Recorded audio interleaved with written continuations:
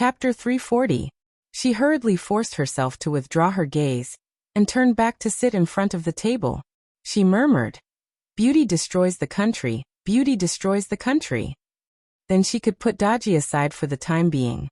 She calmed down and carefully alienated the clues she had obtained so far, as well as the points to be investigated. She had just made a comparison and found that a piece of the back of the clothes was indeed scratched, which was exactly the same as the strip of cloth found before. Looking at the relationship between the characters and the events drawn on the paper, Ningshu's eyes were deep in thought. She put down the pen and walked to the backyard, clapping her hands and calling the naughty children to come over. "Stop fooling around. There are a few things that we have to hurry up with now. First, we have to find out what happened on the night of the 7th of May. We have to ask about every detail. Li Yi should still be hiding something important from us. Second, we need to check Susu's family background. If I'm not wrong, she has a lot to do with this case.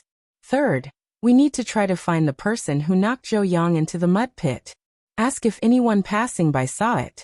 I suspect that this strip of cloth was deliberately cut off by that person, and then hung behind the wooden ladder to frame him." Huiyamo said. Zhou Yang said that the person who knocked him down was not very tall. The person's height probably reached his ear. Isn't that similar to Xiaoqing's appearance? Then I'll draw a rough appearance according to Xiaoqing's back. It's convenient to find him. What nonsense are you talking about? He was talking nonsense.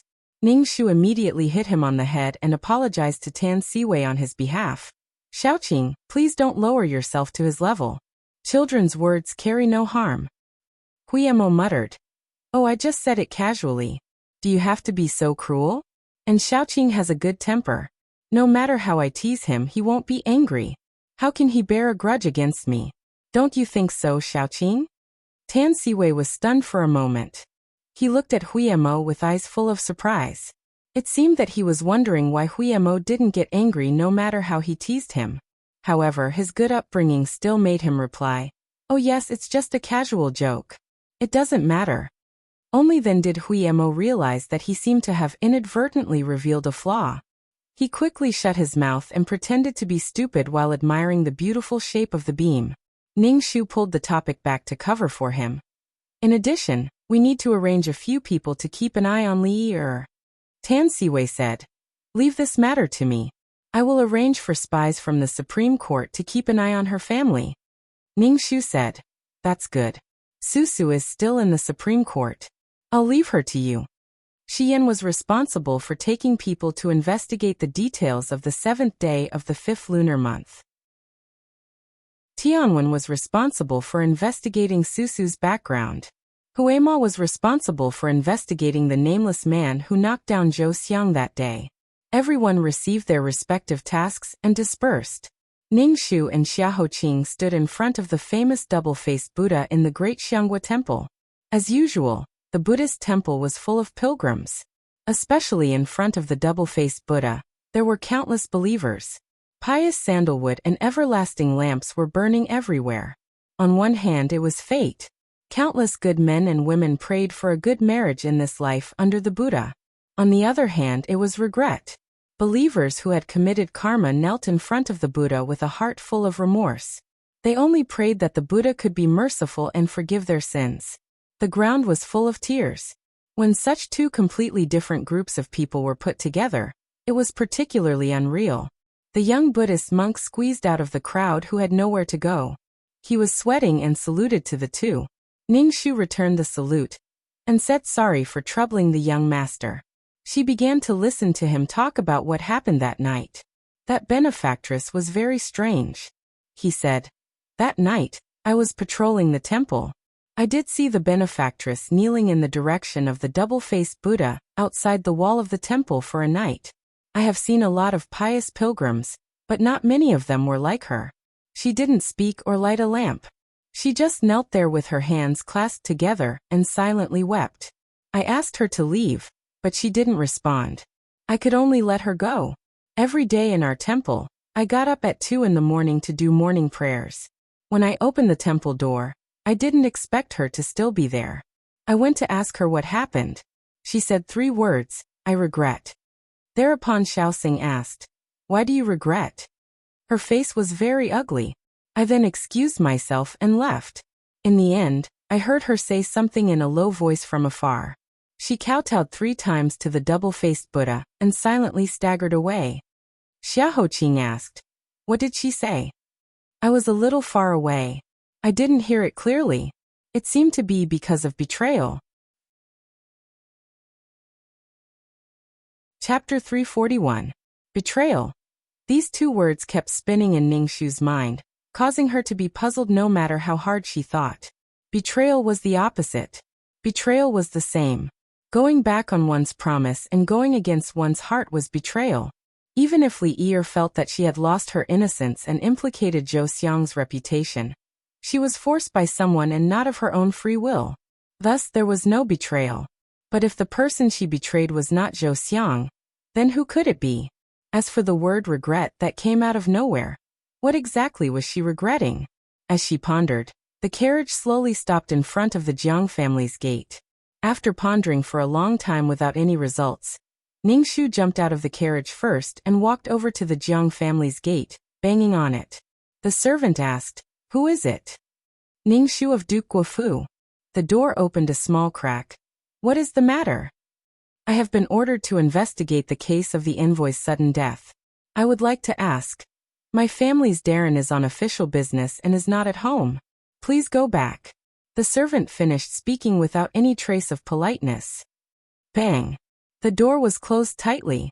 The force was so great that Ningxu's nose was covered in dust. Ningxu snorted twice and continued, "I am not here to see your family's Darren. Where is your family's 4th young master?" He was invited to the banquet that night, and was one of the few people who did not leave from beginning to end. "I have a few questions to ask him." The servant was even more impolite. "My family's young master is unwell, and is inconvenient to receive guests. Everything that should be said has already been said to the people of the Supreme Court. Please do not disturb him again." "Ningxu," the servant said, "why are you still not leaving?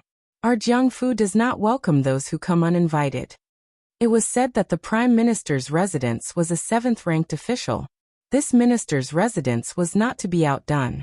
Ningxu glanced at Xiaoqing beside her and said, "Nanping Wang's heir apparent is right beside me.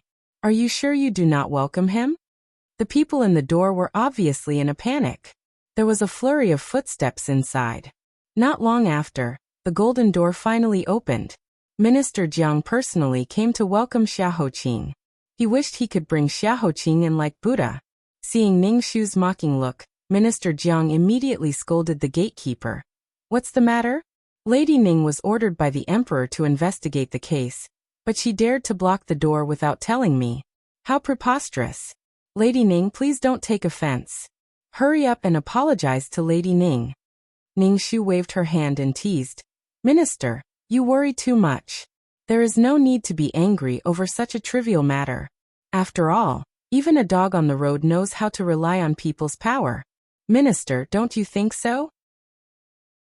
Minister Jiang blushed and his face twitched. He showed a guilty look. It's not that I take advantage of my seniority, but that my son is too disappointing. He doesn't do anything serious all day long. He only knows how to flirt all day. Since he came back from Xuanfang Terrace yesterday, he hasn't been well. Yesterday he barely dealt with the Supreme Judiciary's inquiry, and then fainted. We've invited several doctors, but now he can't even get up. I'm really ashamed.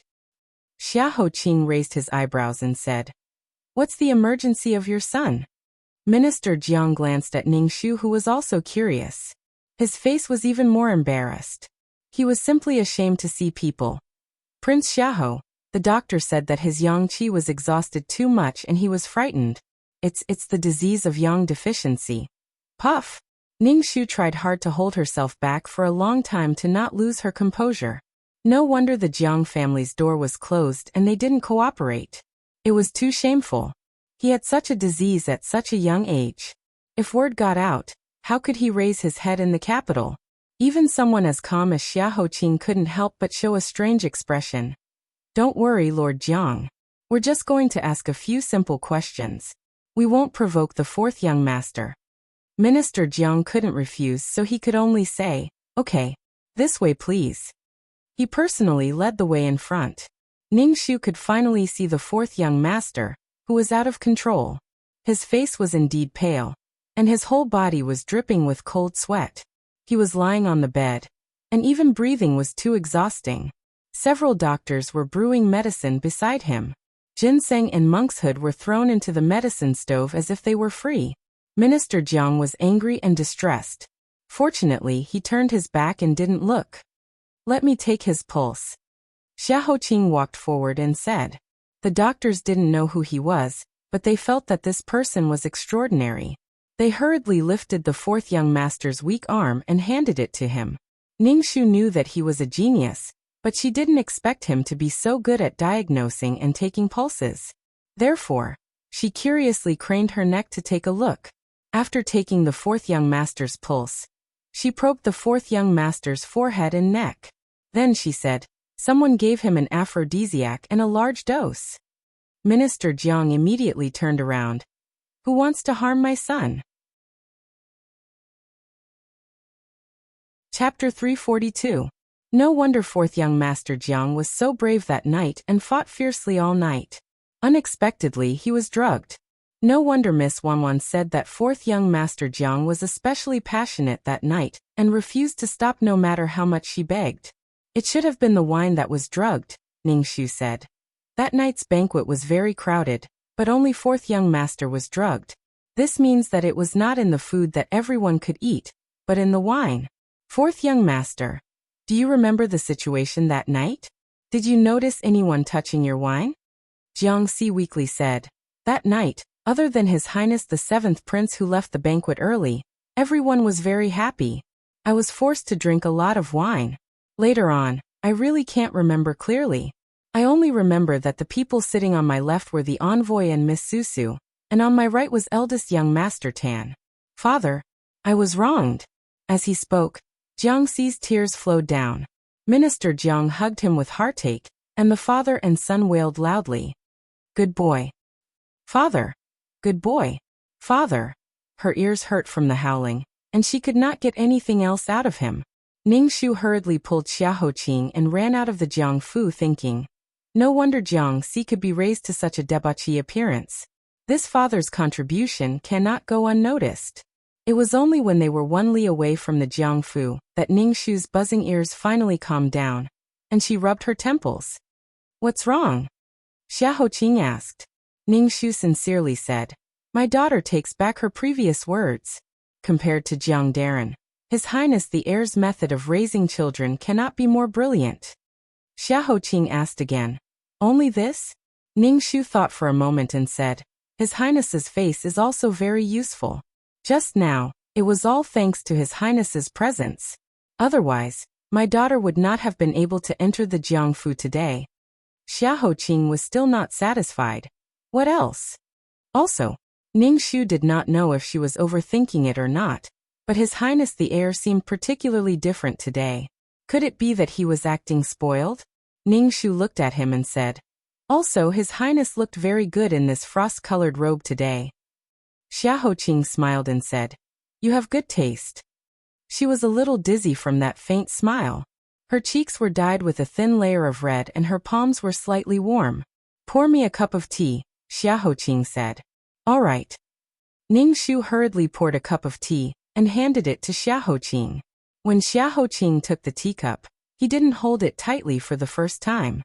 Ningshu hurriedly reached out to catch it for him, and the two hands held together. Ningshu's heart was beating wildly.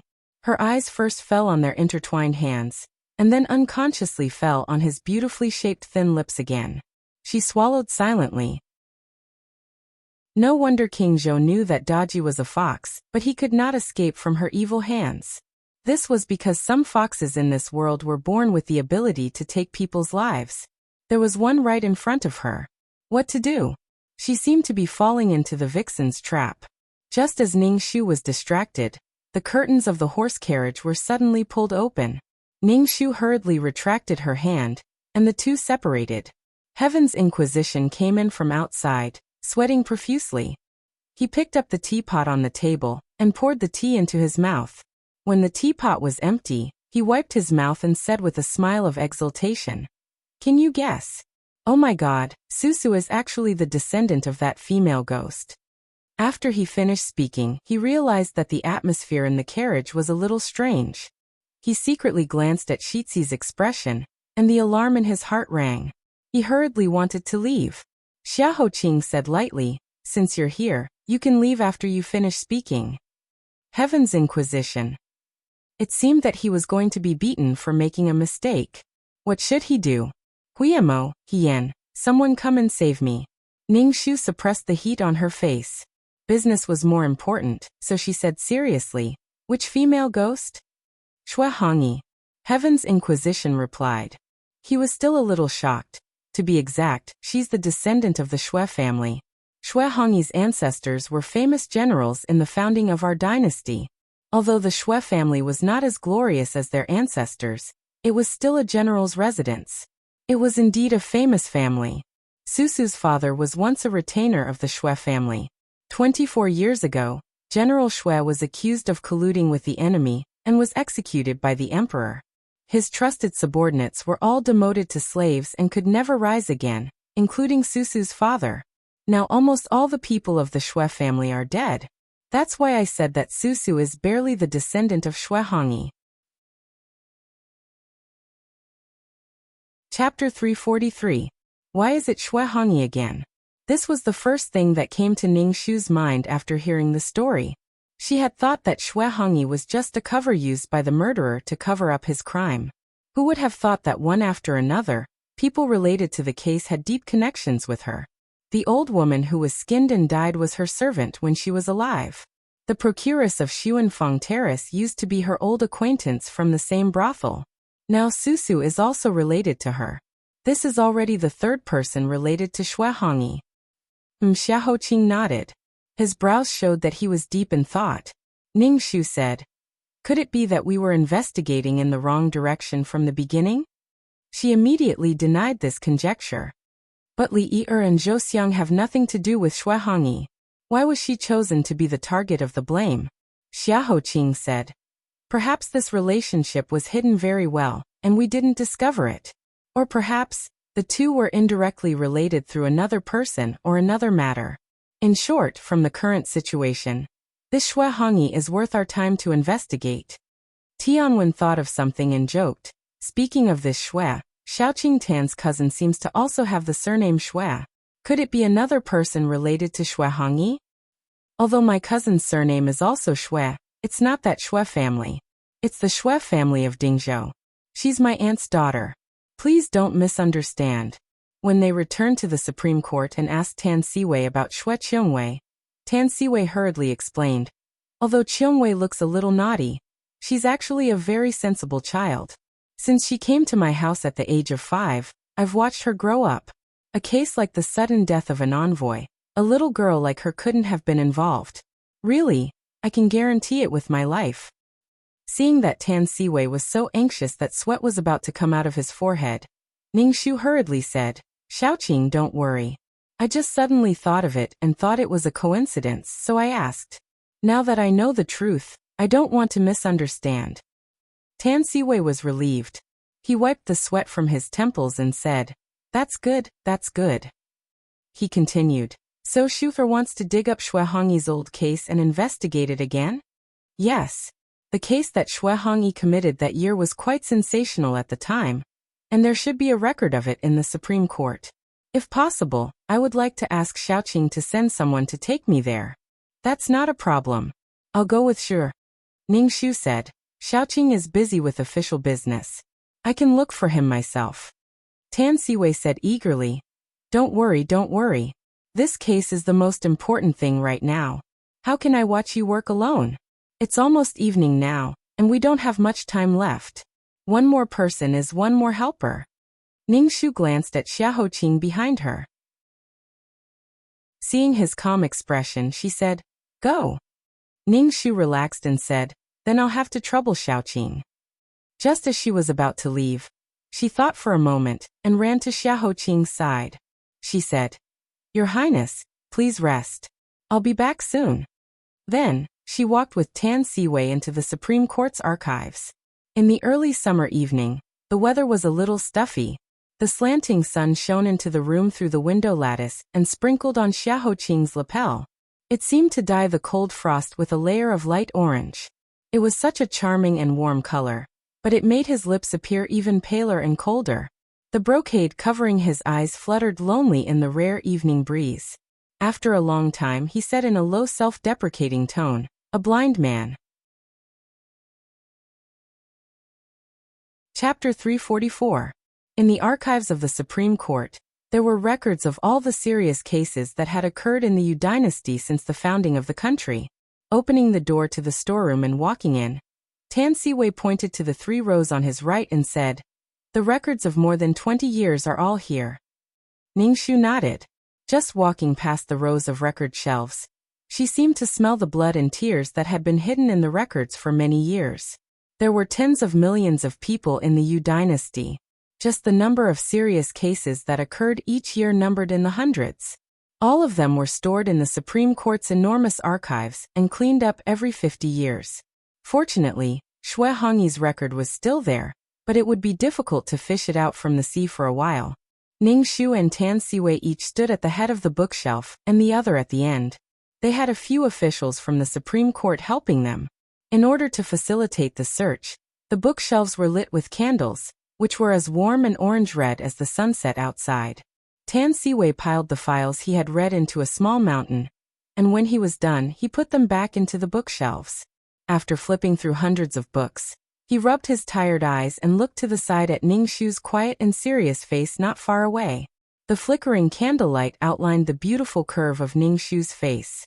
It was like the most beautiful ripple in the world, gently teasing his heart. A wave of heat surged in his heart. He suddenly wanted to say something to her. "My uncle was a famous scholar in Dingzhou," he said. "He pursued knowledge all his life. He traveled north and south, and was confident and at ease. After he met my aunt, he took her with him. The 2 of them traveled almost all over the 9 provinces.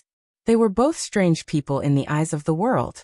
Even my grandfather was angry before he died, saying that my aunt had entrusted herself to the wrong person." Hearing him say this, Ningxu looked to the side and gave him some of her attention. "But that's not the case in Xiaoqing's eyes, is it?" Tan Siwei's eyes flashed. He smiled and said, "Yes.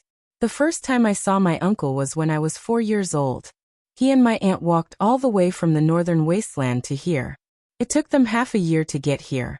When they arrived in the capital and knocked on the door of my house, his face was full of stubble. He didn't look like a scholar at all, but more like a peddler.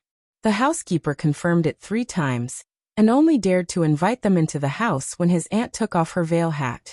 When my grandfather saw him, he turned and left, leaving my father to sigh a few times to my aunt in order to make it easier for them to settle down.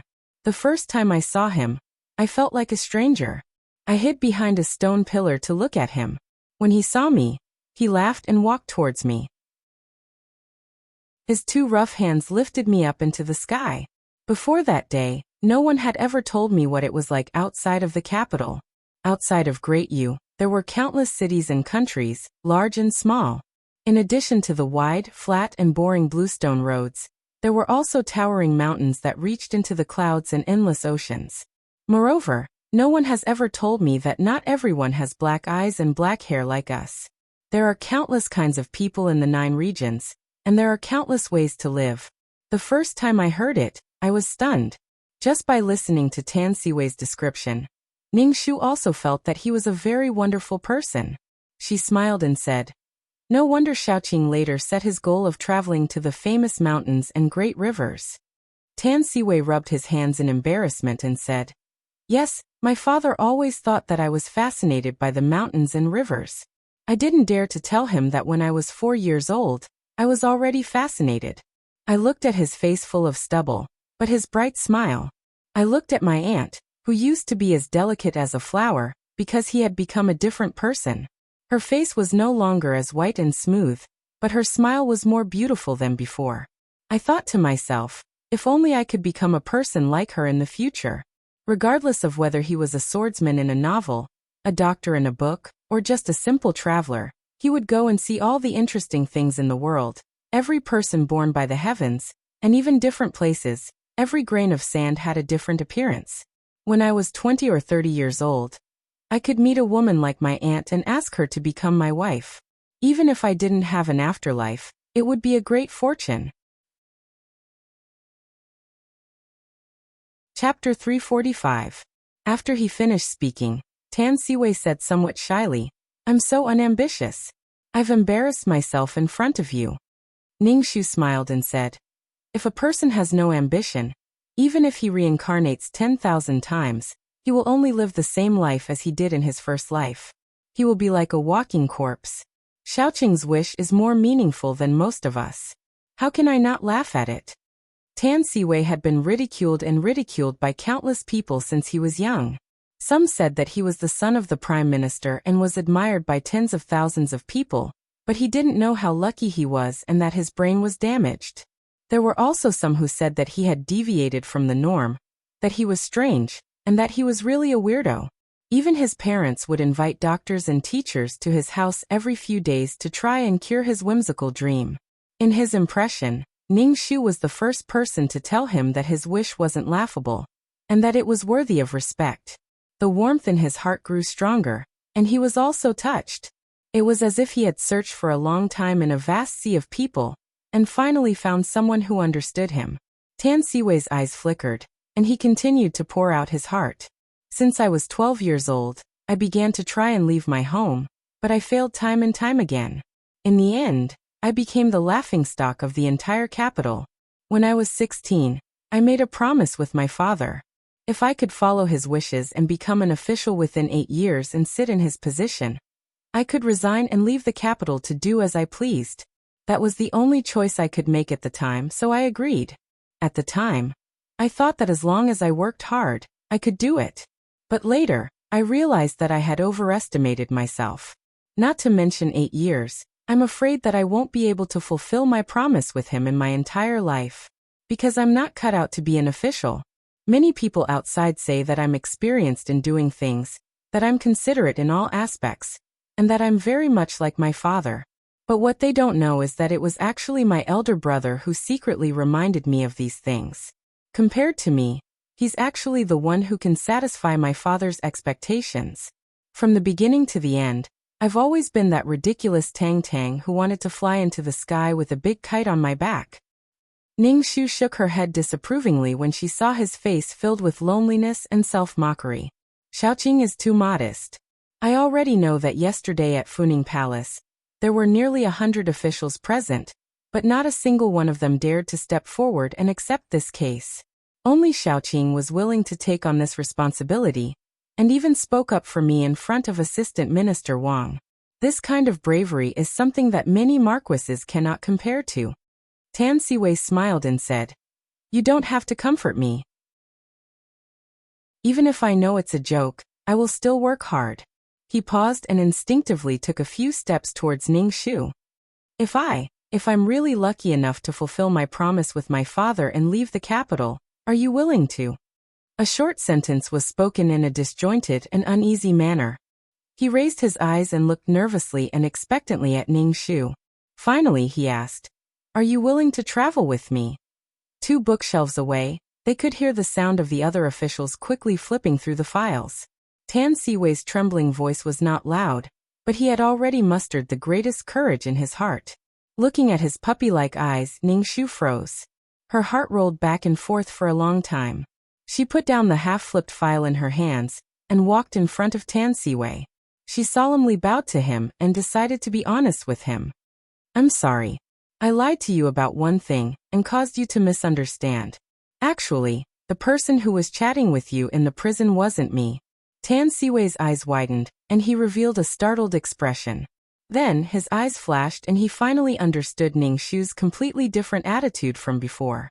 He said softly, "So I misunderstood. Shu doesn't have me in her heart?" Ning Shu's silent response was the best answer. Tan Siwei's heart sank. He then said in a panic, "I'm really muddle-headed. Not only am I blind and heartless, I also thought too highly of myself and came to propose marriage. No wonder you previously. It's my fault. I'm really sorry to have troubled you. But don't worry, I definitely won't tell anyone else about this. Otherwise, I'll go to hell and have my tongue pulled out after I die.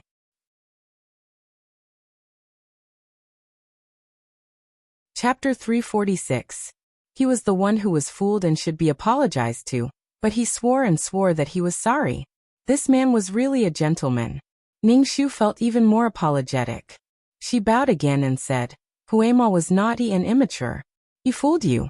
I apologize on his behalf. Tan Siwei smiled bitterly. He didn't expect that the one he was flirting with was not Ningshu, but a man. What was even more ridiculous was that he was fooled. Every time Ningshu acted coquettishly and wanted something from him, he secretly felt happy. This matter was simply a mess. I'm too stupid. I didn't see it at all. I thought.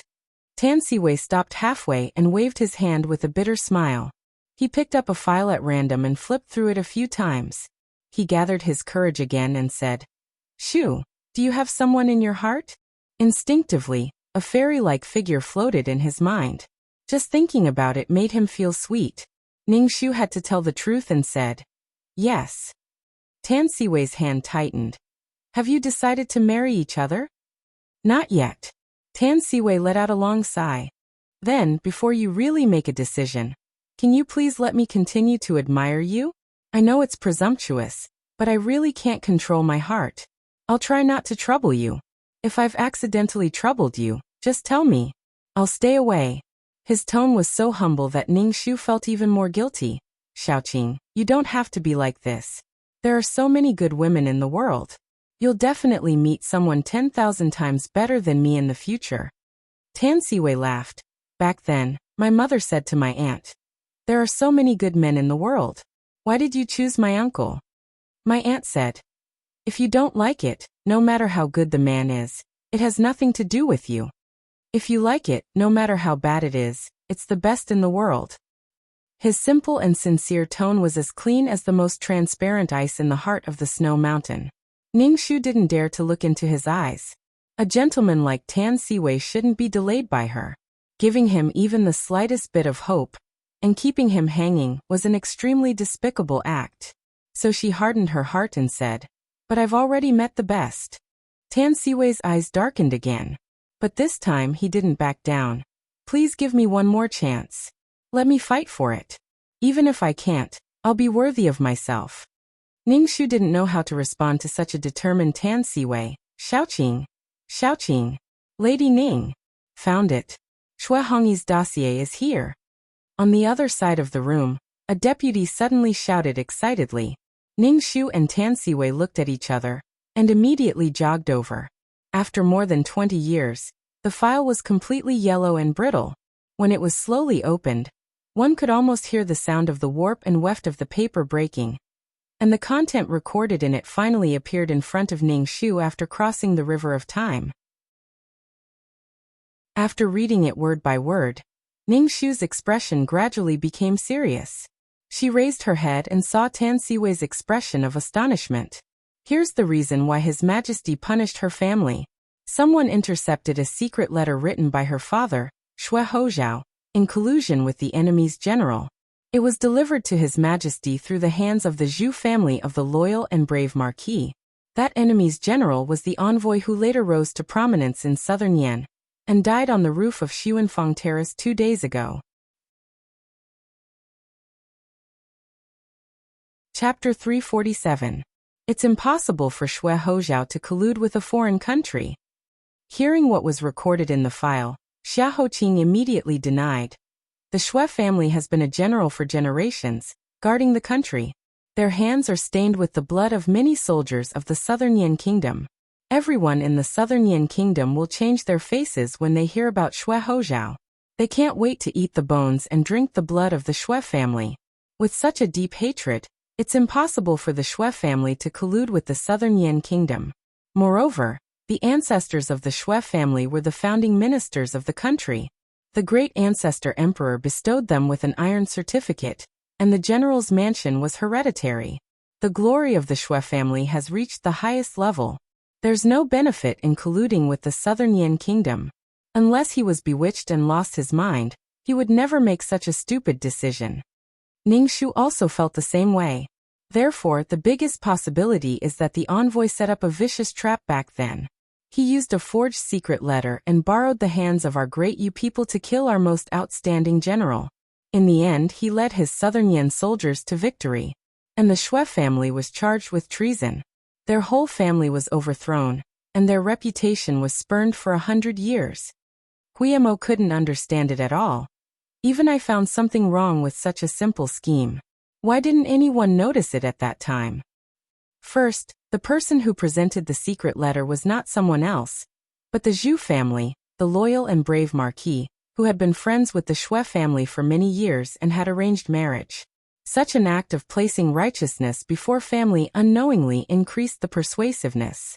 Second, Ningshu finished the first one, and the second one was silent. The saying that one's achievements would shake the ruler was a cliché that could be ground out of one's ears. However, it was an absurd play that happened in every dynasty, especially more than 20 years ago. The Shui family was a firm supporter of the former crown prince. Even if the emperor succeeded the throne, he was questioned by General Shui about the death of the former crown prince. Such an upright person seemed to be doomed to die in the treacherous imperial court. And the forged secret letter of the envoy took the initiative to hand the emperor a knife to eliminate dissidents. How could he not kill them? Ningshu's heart thumps. She suddenly feels sad. Since the Shui family may die because of this, what about her, Duke Ning? Although on the surface, it seemed that His Majesty had treated her mother and Duke Ning very well after ascending the throne. How could a ruler's heart be at ease? Especially in the past 2 years, His Majesty's attitude had clearly changed. For example, the Empress had received His Majesty's order to kill her. If she hadn't tried her best to persuade the Empress, her head would have fallen to the ground. And would she be the first spark that would be followed by an even more violent tongue of fire that would burn her and Duke Ning into ashes? Her heart jerked violently as a huge sense of fear rose in her heart. Father, mother. What to do? What should she do now? Beside her, Tan Siwei noticed that something was wrong with her expression and asked with concern. Shuer, what's wrong? Why is your face so pale? Separating herself from the suffocating sense of fear, Ningshu smiled to cover it up. It's nothing. Maybe I'm hungry after running for a day. I heard that the cooks in the Dali temple are good at cooking, especially the lotus root meat pancake. Xiaoqing, shouldn't you take it out and let me have a taste? Tan Siwei didn't doubt her. He quickly ordered the kitchen to prepare food, and asked people to send some prepared pastries to fill their stomachs. Don't bother. I've already prepared it here. Xiaoqing raised his chin to Jiuxi. Jiuxi immediately took out the food box that the bodyguard had sent over. After opening it, there were 8 kinds of fruit plates and 12 kinds of pastries. Just looking at them, it was enough to make people drool. Guimo's eyes lit up first. He couldn't wait to reach out his hands. Wow, these are all my favorite foods. You must know that I'm tired from running around today. You really love me. Ouch. He reached out, and was about to pick up a piece when Jiuxi secretly kicked him in the knee. He turned his head and glared at Jiuxi accusingly. But when he met Jiuxi's oppressive eyes, he cowered. He lowered his head and pursed his lips. Let's talk nicely. Lady Ning, please go first. This is specially prepared for you. I'll eat the rest after you finish it. Running to the pigsty in the day and being kicked at night. Sob sob sob. Why did he bully him no matter what he did? There was no justice. Chapter 348. Amused by his aggrieved expression, Ningshu felt relieved. She picked up a piece and stuffed it into his mouth. Don't act pitiful. Eat it quickly. When the food was in his mouth, Guillermo immediately smiled and curved his eyebrows. Ningshu also picked up a piece and whispered to Xiaoqing. Thank you, Your Highness. The pastry was still warm. Obviously, it was sent here as soon as it was done. When she was looking for the files in the warehouse, he was outside thinking about everything for her. Listening to her soft and tender voice, Xiaoqing rubbed his fingers and scolded her with a smile. You're long-winded. Ningshu's heart immediately floated with pleasure. She thought to herself, Xiaoqing already has such a devilish face and is so good at coaxing people. I can't let him fall into the hands of other girls. It's enough to let this male dodgy harm me. It's decided, hee. While eating the sweet pastry, Huimo frowned and thought. So in fact, Xue Hongyi is the one who has the most motive to kill the envoy to avenge her family, right? After going around in circles for a long time, the one with the strongest motive turned back to the most unlikely female ghost? Even Xia Hoqing felt a sense of absurdity in his heart.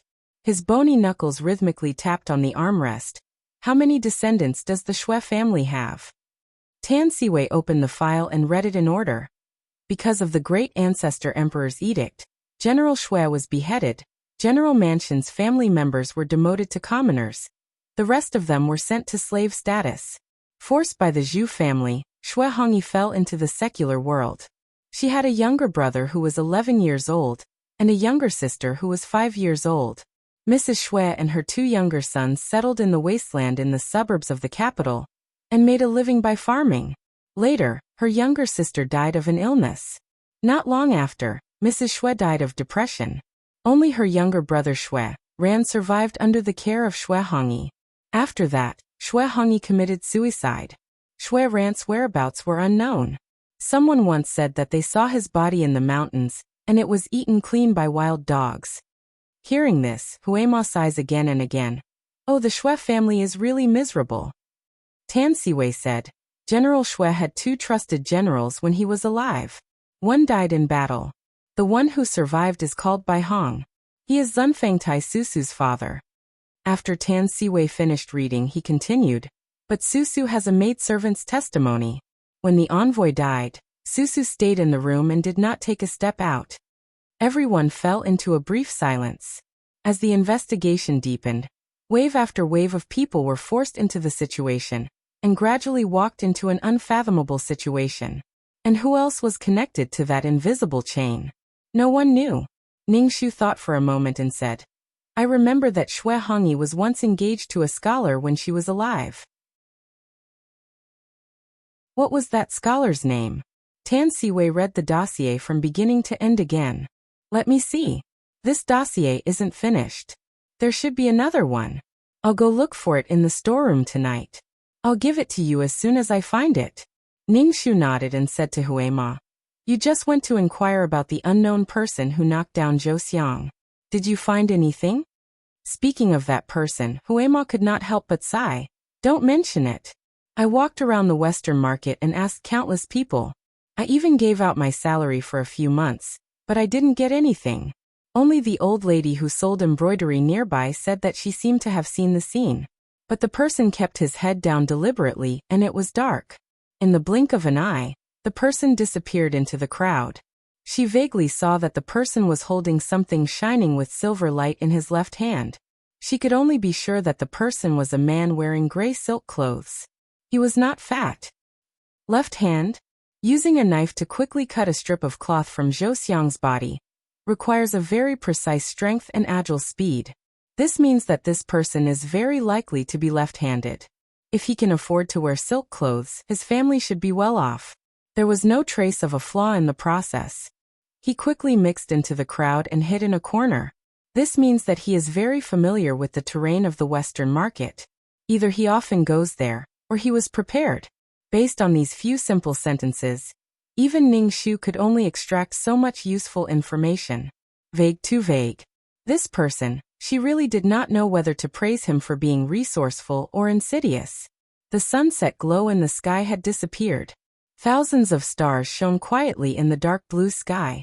The stars were connected to form 28 constellations, mysterious and dreamy. It was as beautiful as a poet's dream after drinking. But no matter how beautiful the dream was, the second day of the 5-day period came to an end. Chapter 349. Today, everyone was exhausted. If they continued, it would only be a waste of effort. So, they went back to rest first and gathered again the next morning. Before returning to the mansion, Huemo walked to Ningxu and put on a big smile. Lady Ning, I want to discuss something with you. Can you reimburse me for the money I gave out? What do you think? Ningxu raised her eyebrows and said deliberately. Huemo said pitifully, I'm just a little guard. My monthly salary is only a few taels of silver. I saved that money for a long time. Do you have the heart to see me starving? Ning Shu spread out her hands and said shamelessly, I only asked you to inquire about the news. I didn't ask you to use money. How can you blame it on me? Hui Mo said angrily, Oh my God! Your Highness, look at her. Look at her. Wu, I don't want to live anymore. He originally wanted to ask Xiaoqing to help him, but he didn't expect that his Shitzi didn't stand on his side. Instead, he helped the evildoer and said, You've gained a lot of weight in prison. It's good for you to drink some northwest wind. It's also good for you to remember. Hui Mo immediately covered his chest with his hands, as if he was about to cry. His heart was broken into pieces. On the way back, Xiaoqing said, Do you think the murderer is Susu? Ning Shu calmed down and said slowly, According to the current situation, among the people who attended the banquet that night, the possibility of Susu killing is very high, and no one is more convenient than her to do it. First, after several days of getting along, she was very familiar with the envoy's habits and temperament.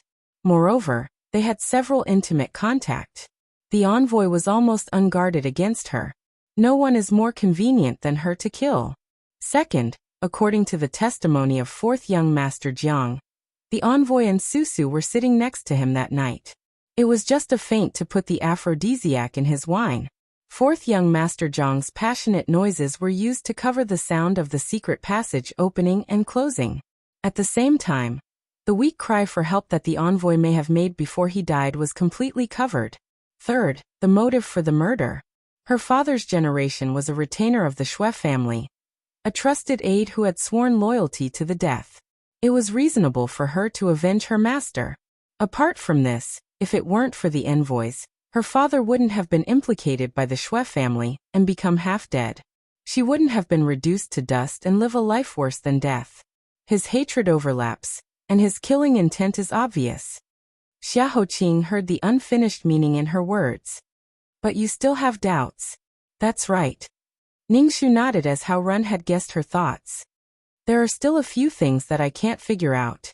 Putting aside the credibility of the maidservant's testimony, Bai Susu is just an ordinary girl in Shi City.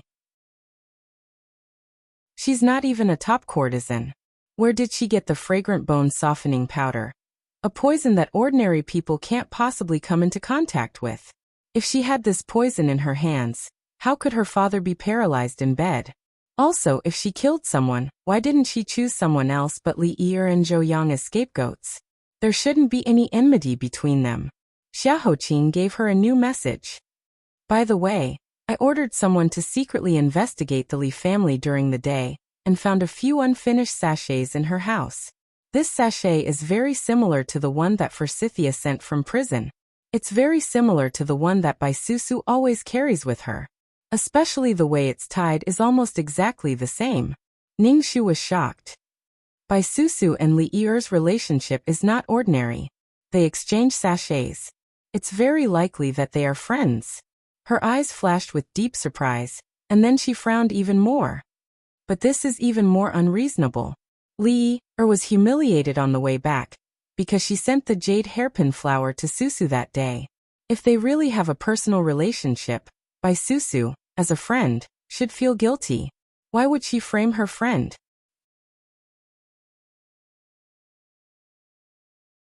Chapter 350. Ningshu dipped her hand in water and wrote down the suspicious points found in the case stroke by stroke. Her white fingertips left a string of transparent question marks on the table. The more she wrote, the more doubts she had, which made her even more confused.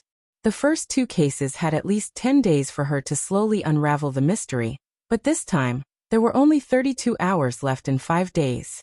She couldn't help but be nervous.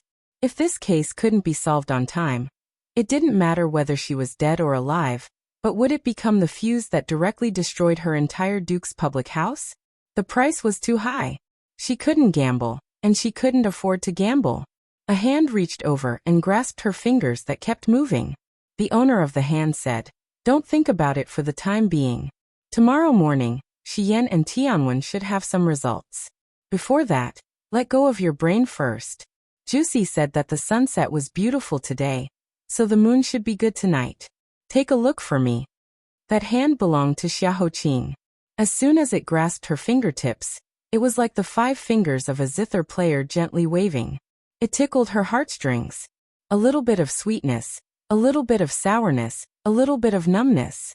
It made half of her heart melt, and the other half restless for no reason. Her brain calmed down invisibly, as if it found a golden bell for her wandering heart.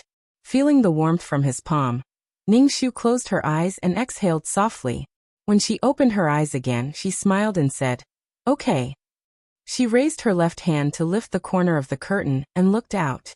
She gazed at the bright moon that was like a plate after the thin clouds had dispersed. The stars twinkled faintly. The wind swept across 90,000 li, blowing into the dense treetops and also into the carriage, brushing against her and his body. Her eyes were like a mirror, reflecting the clear moon in the sky. She was afraid to disturb the tranquility of the moon, so she whispered, "The moon is really good tonight. The silver light is like a wash, and the stars are drunk." "Is it? It's really beautiful." They didn't talk anymore. One quietly admired the moon, and the other admired the heartbeat under his palm. No one moved.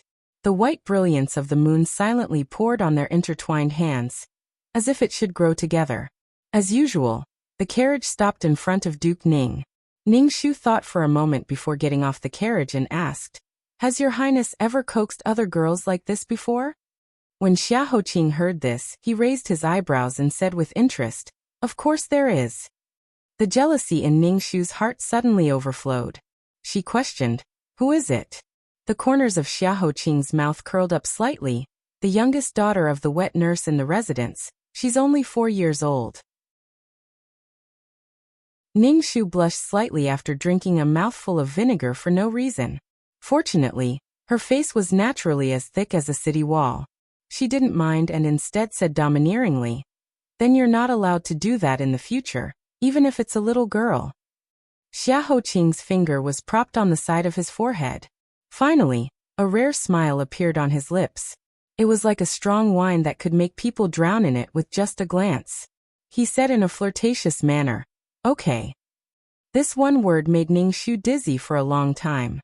It wasn't until the carriage of the Duke of Namping's residence was far away that she realized that she couldn't hide the smitten smile on her face. She hurriedly covered her cheeks with her hands and forced herself to pull back the restraint that she had run thousands of miles away. She stuck out her tongue and turned to walk back to the gate with a smile. Just as she was about to step through the gate, a figure suddenly turned out from behind the dense shadows of the trees on the opposite side of the road, and let out a cold laugh. Ningxu immediately turned back in alarm. That person held the tree with one hand and a wine pot with the other. He slowly walked into her sight from the dense shadows. His eyes were red, filled with ridicule and anger. "You can't even recognize my voice. Sure, you really have a cold heart. Xiaoyuni."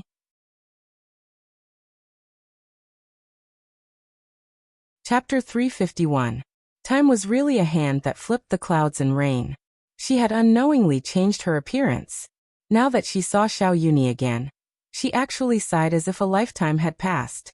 She sighed that the person who had once been unforgettable to her, whom she could not forget for 7 lifetimes, had become so distant under the influence of time, as if they were just travelers who had coincidentally taken the same boat to cross the river. Now that they had finally crossed the river, she had completely let go. Smelling the strong smell of alcohol on him, Ningxu glanced at him and curtsied slightly, saying politely, "Your Highness, drinking too much is harmful to the body." Tonight, Xiaoyuni's handsome face was unusually dispirited, as if he had been deeply hurt by something. He walked in front of her unsteadily, and under the bright moonlight, he stared deeply at the knot in her heart that could never be untied. "Yes, drinking too much is harmful to the body, haha." He laughed, his eyes full of ridicule. "What a polite sentence. Do you still remember what you said when I got drunk for the first time? It was the Empress Dowager's birthday, and in order to liven things up for father and the Empress Dowager, I drank too much at once. After the banquet, I almost fell into the pool. After you found out, you were so angry that you wanted to hit me and even threatened me that if I drank so much again, you would never talk to me again. After that, I didn't dare to drink so much anymore. No matter how many people persuaded me, I only drank a little because I was afraid that you would really lose your temper and ignore me.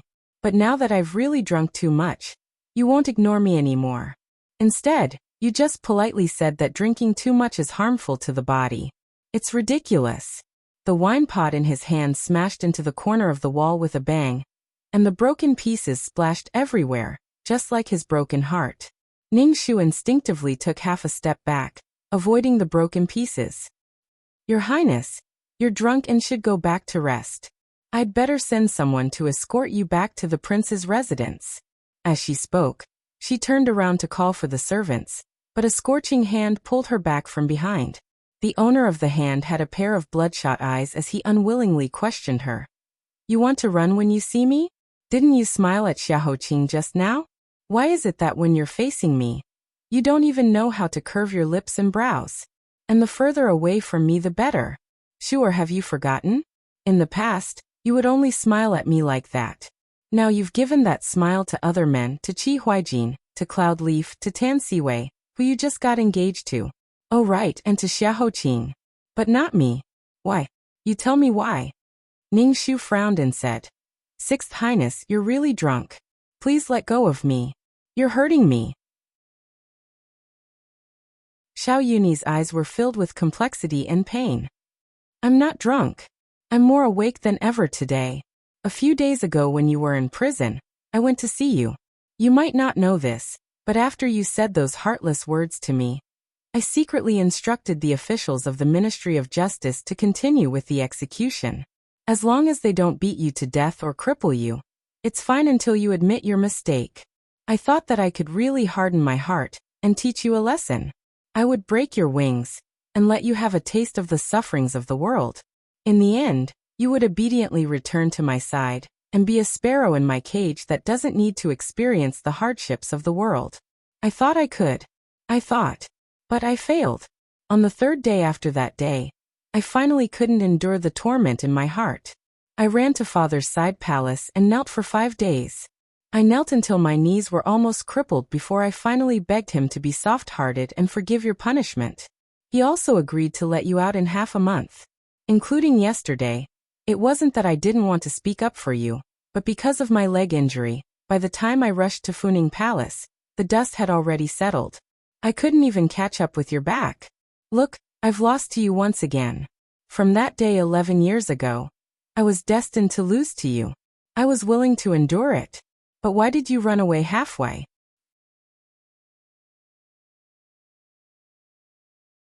Chapter 352. The Sixth Prince, Xiao Yuni. His temperament was calm and cold, his methods were harsh, and his shrewdness was hard to fathom. This was the evaluation that most of the courtiers secretly had of him. This person could abandon his mother to climb up the social ladder, but he could also break his teeth and swallow his blood in order to achieve his own goals. This kind of temperament was simply a copy of Jin Sheng's in the past. When people saw him, they couldn't help but praise and respect him, respect and fear him. But tonight, such an arrogant prince's red eyes were filled with unbearable pain and entanglement, making people feel a little sorry for him.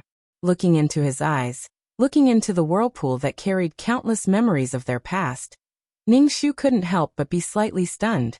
The person in front of her had once filled her entire charming teenage years, changing her entire life, 7 lifetimes and 7 lifetimes.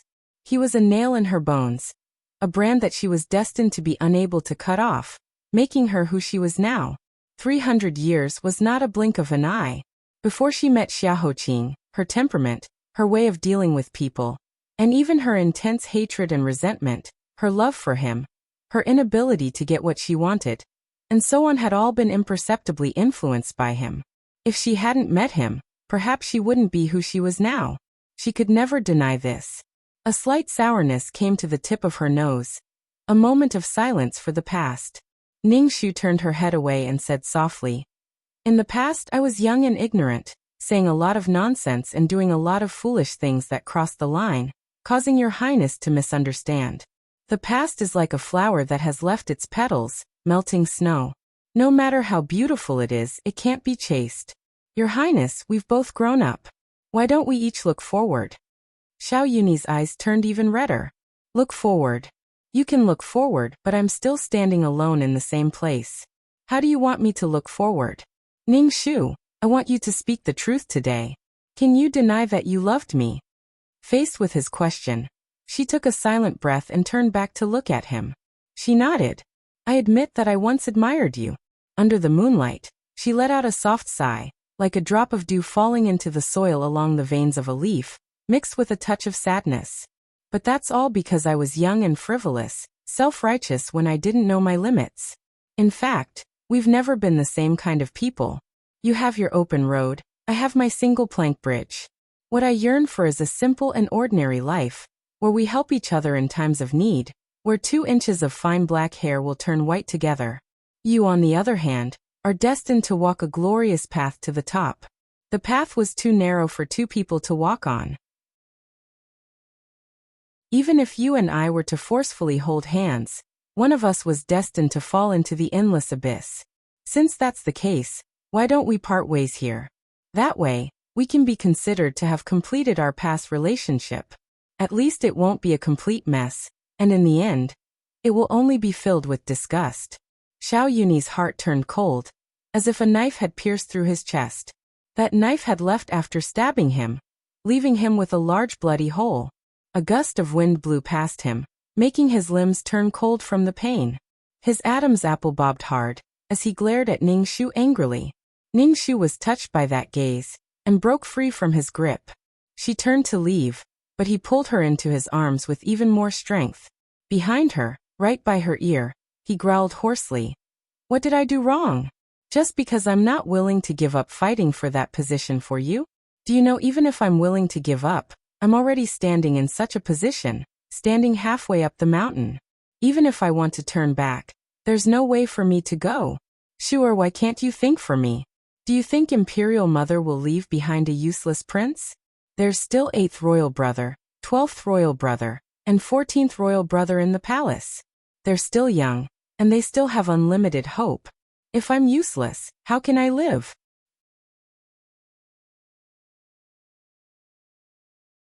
Chapter 353. He hugged her tightly in his arms, his strength so strong that it was like he wanted to rub her into his bones and blood, never to be separated again. Perhaps the night wind was too strong. His voice seemed to have a trace of sadness. Shu, I'm begging you, give me another chance. No matter what mistakes I've unintentionally made you unhappy and made you hate me, I beg you to forgive me this once and give our childhood sweetheart another chance, okay? She couldn't break free, but fortunately, she stopped moving. After a long time, she said, I had a very, very long dream. The dream spanned 300 years. You and I were lucky enough to meet each other in every life, but every life ended in tragedy. In the beginning, you seemed to like me and doted on me, but later on in every life, you threw me into the dust ruthlessly. That dream was so real, like it was our past and present lives. I gambled once, but I lost miserably. This time, I don't want to lose again. Xiao Yuni's eyes trembled slightly. After a short moment of shock, he denied desperately. The me in the dream was not me. Not to mention a dream. Even if you did experience that kind of past life, can you blame me for what Xiao Yuni did in the past life? Don't use my past life to measure my present life. It's not fair to me. He reached out his right hand resolutely, biting it with his sharp teeth. I dare to use my life, my future, everything I have to cut my blood and swear to you. If I betray you in this life, let my soul be destroyed forever and never enter the cycle of reincarnation again. Shu, or I dare to swear. Do you dare to believe me? Ning Shu shook her head slightly. I don't dare. Why? Ning Shu looked up at the sky, as if looking through the mirror of the moon, looking at the other person who was shining with the moon. There's no other way. Her voice was as light as water, heartless and gentle. Because my heart is very small, only one person can live in it. Now someone else is living in it. Xiao Yuni was almost crazy. Who? Is it Tan Siwei or someone else? Tell me who it is. I'll go and kill him now. You can't have anyone else in your heart, only me. Xiao Qing, she said. You can go and kill him. If you can take the risk of breaking with the Nanping mansion and losing the throne forever, you can go. But even if you kill him, my heart won't change back. What's done can't be undone. Weighing the pros and cons, His Highness the Sixth Prince has already remembered these principles since he was a few years old. Isn't that so? His arms around her stiffened and cracked inch by inch. Xiao Yuni endured the pain in his chest and sucked in a deep breath. Every word he said seemed to be filled with blood. As expected, you're already completely on his side. For him, you can even threaten me like this. Sure, you really haven't changed at all. You're exactly the same as when you were young. Once you've decided on something, you won't change your mind. It was just that the target would never be him again. Walking out of his arms, Ningxu turned and bowed deeply to him. Thank you for your love, Your Highness the Sixth Prince, and thank you for taking care of me. Ningxu can't repay you. The corner of her clothes fluttered in the wind, like a faint cloud that could never be touched, destined to slowly leave him and go further and further away. Xiao Yuni staggered and watched her drift away. His voice was like the wind that was sifted into pieces by a sieve as he said softly, You saved my life in the past, but I'm just returning it to you now. If the envoy's case is in trouble, I can still plead for you to father. You don't have to be so polite. Ningxu thanked him again. Just after she said goodbye, she lifted her leg to enter the house. Behind her, Xiao Yuni's voice trailed over. Do you really not remember what day it is today? Ningxu stopped in her tracks in surprise. You really forgot. Behind her, Xiao Yuni chuckled softly. In the past, I was raised by Yin Jiaoyi. My mother and I had a low status, and weren't loved by father. My mother was worried every day about whether she could live well in the harem, not to mention celebrating my birthday. Later, I was taken away by the Empress and was raised by her. I didn't lack anything and also had a decent birthday present. But in order to commemorate her eldest prince who died young, I've always celebrated a dead person's birthday. Since I was young, you were the only one who would secretly prepare a small gift for me on this day every year. Do you still remember the longevity noodles you made when you were 12? That was the first time you cooked for me. To be honest, it tasted terrible. You mistook sugar for salt and soy sauce for vinegar, so I ate a whole bowl of sweet and salty longevity noodles. But you don't know how happy I was. Not to mention the noodles, even if it was poison, I would eat it all. But you will never make a bowl of longevity noodles like that for me again. Nor will you say happy birthday, brother E softly beside my ear.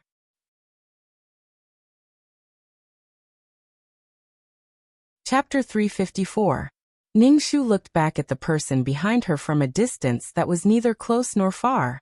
Looking at this young prince whose face was so familiar to her bones, a long string of memories flowed through her heart. But no matter how beautiful the memories were, the past was the past. She raised her head slightly and said sincerely to him, Your Highness, happy birthday. We'll part ways here.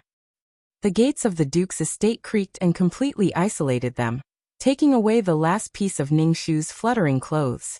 It also completely took away those peach blossoms and spring breezes, as well as the years they spent together. Xiao Yuni stared at the red lacquered gates in a daze, a smile on his lips and tears in his eyes as he mocked himself. That year, she was 5 years old and he was 8. She saved his life outside Chengqian Palace. He said, You helped me once and I'll repay you with a lifetime. She said, Okay. My memory is very good. If you forget, I'll look for you. Later, she was 12 and he was 15. She cooked for the first time and scalded her tender fingers to cook a bowl of longevity noodles for him. His heart ached terribly, but he said in a disdainful tone, Don't enter the kitchen again next time. If you really leave a scar, be careful that no one will marry you in the future. She said, I'm not afraid. You swore when you were young that you would take care of me for a lifetime. If no one wants me, I'll stick to you. Don't even think about running away. Later, she was 15 and he was 18. He impatiently guarded her growth day by day. He waited sweetly and anxiously for so many years, waiting for the day she became an adult.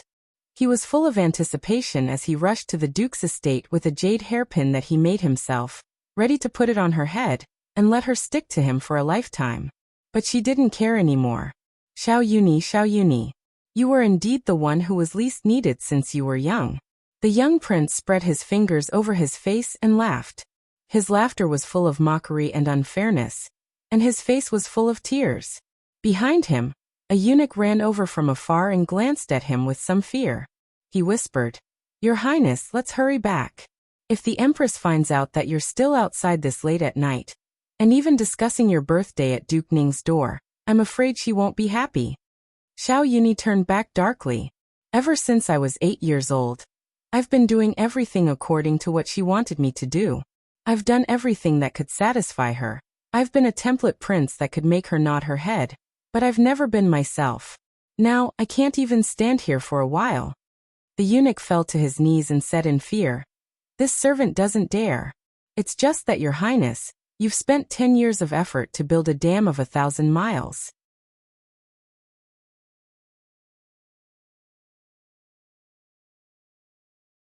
Chapter 355. No matter how many people couldn't sleep that night, how many people were entangled by the past, and how many people cut off the past and looked forward, the third day of the 5-day period had arrived. Ningxu didn't sleep well that night. When she got up in the morning, her temples suddenly hurt. She didn't feel better until she splashed cold water on her face. Fortunately, Tianwen brought some news about Susu early in the morning, which helped her calm down. Tianwen was worthy of being the reincarnation of a gossiper. In just one night, he knew the situation of Susu's family clearly. He even knew when Susu stopped breastfeeding, when her teeth changed, and when her menstrual cycle started. Although she didn't know what was the use of him asking about these things, she respected his personal hobby. From this overly detailed information, Ningxu obtained a few useful pieces of information. First, Susu's parents were injured and disabled. They were bedridden all year round, which required a lot of money. Even if Susu sold her brothel, she could barely cover the expenses. She often couldn't make ends meet. But since last June, her parents suddenly miraculously improved. According to the neighbors, during that time, a man dressed as a doctor came in and out of her house every day. Second, since Susu entered the brothel, she couldn't control herself and rarely went home. However, last August, when her father was barely able to walk, Susu came back. The person who brought her back was a very young man. He looked like he was wearing brocade clothes. They all thought that Susu had curried favor with some high-ranking official in the brothel and saved the lives of her parents. Third, someone had seen Li come in and out of Susu's house more than once. Every time she came, she would carry a basket of small things or snacks. Just these 3 points were enough to give Ningxu a pleasant surprise. Ningxu said, "Did anyone see what the young man looked like?" Tianwen said, "No, it was late at night when Susu went back to the Bai family. The neighbor went out to pour the night incense and happened to see him. The young man seemed to deliberately hide his identity and covered himself with a cloak. But from his back he should be a well-educated young man. Was he tall? Or did he have any other characteristics? It was too long and the night was dark. The neighbor couldn't remember how tall he was. As for the special characteristic, it seems that the young master pushed open the Bai clan's door with his left hand.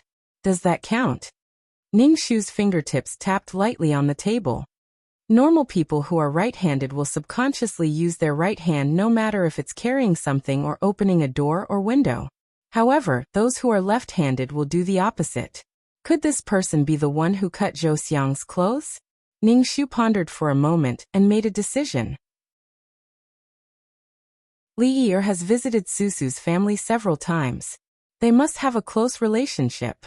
However, we still need to find out how the two of them met, and whether they had any conflicts. Follow me to the Supreme Court to interrogate Bai Susu. I think we'll be able to find out a lot today. Ningxu hastily ate a few snacks and immediately jumped onto the horse's back.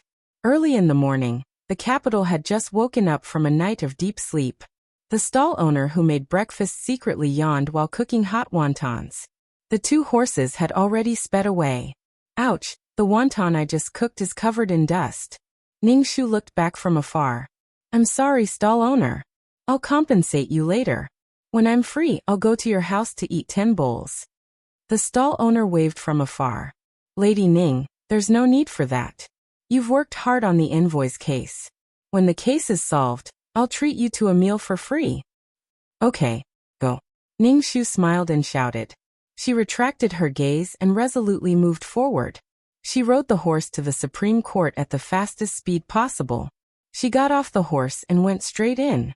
After the greeting, Ningxu did not have time to be polite. She went straight to the point. Tan Xiaoqing, have you found the second file related to Xue Hongyi? Oh, I found it, Tan Siwei said. It seemed that he had been searching for a long time. His face was full of fatigue, and his eyes were obvious.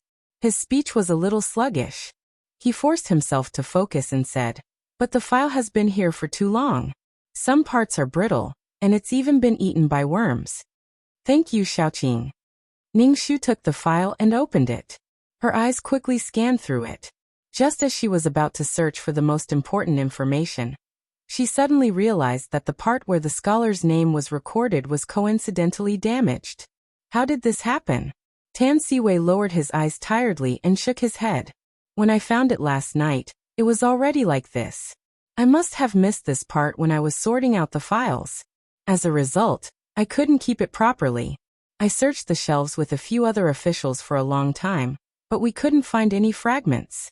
It's probably gone.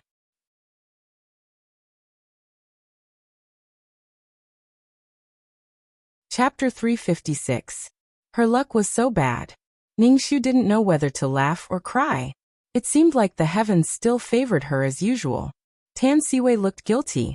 Anyway, it's the Supreme Court's fault for not supervising you properly. I'm sorry. His words made Ningxu feel even more embarrassed. She put away the damaged file and bowed. Xiaoqing, you can't do that. I'm the one who should feel guilty for troubling you to search for so long last night. Xiaoqing, you must have stayed up all night. Go and rest. Leave the rest to me. Tan Siwei waved his hand. It's okay. Staying up late to investigate cases is normal. As a woman, you didn't complain about being tired after running around for days. I'm a man. How can I be so spoiled? You're going to interrogate Bai Susu next, right? I'll go with you. Ningxu had no reason to refuse Tan Siwei's insistence. After a while, Bai Susu was escorted to the main hall by the officers. This time, Ningxu sat at the front of the hall. She had learned from Xiaoqing how to ignore people. She tapped her fingers rhythmically on the table as she slowly sipped the tea in front of her. Only when Bai Susu's heart skipped a beat did Ningxu open her eyes slowly. She looked at Bai Susu with her cold eyes and said, Bai Susu, do you have anything else to say to us about the case of the envoy's sudden death? She was used to being called Miss Susu at Xuanfang Station. When her distant surname was pointed out, her slender and watery eyelashes clearly trembled. She lowered her head and said, I have already told you everything I know the day before yesterday. This case really has nothing to do with me. I don't know anything about how the envoy died. Why don't you tell us how you met Li Yi and what your relationship is like? Ningxu was not in a hurry. Bai Susu clenched her fists and clenched her teeth. I don't know her that well, but I've heard from my friends in Shi City that the flowers she sells are very fresh, and she has everything. That's why I occasionally buy some from her. Other than that, I don't really know her. Oh right, there was one time when my parents were seriously ill, and I couldn't leave the building.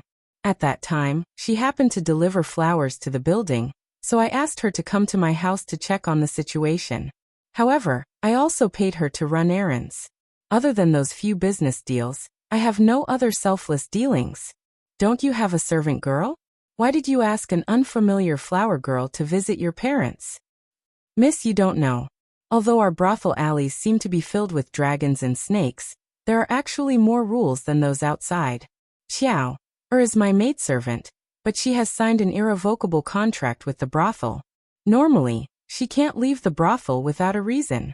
I thought that rather than making mother unhappy, it would be better to spend some money to hire someone else. It would save us from unnecessary quarrels. She reacted so quickly, as if she had already guessed that Ningxu would find out about this, so she made preparations in advance. Is that so? Ningxu sneered, and her eyes turned sharp. Then what grudge do you have with her that you want to kill her? Do you know that after leaving the Supreme Court yesterday, she left a bloody letter and hanged herself? What? Bai Susu was caught off guard by this piece of news. She gasped in shock and widened her eyes in disbelief. She asked anxiously, how could that be? How is she now? Is she all right? Ning Shu's gaze fell on her unblinkingly. It's all thanks to her mother that she discovered it in time. Otherwise, she would have already breathed her last. Right now, she's still lying in the clinic, and it's unknown whether she's dead or alive. The doctor said that whether she can survive or not depends on her luck. Why? Didn't you say that you were just friends with her? Why are you so worried about her?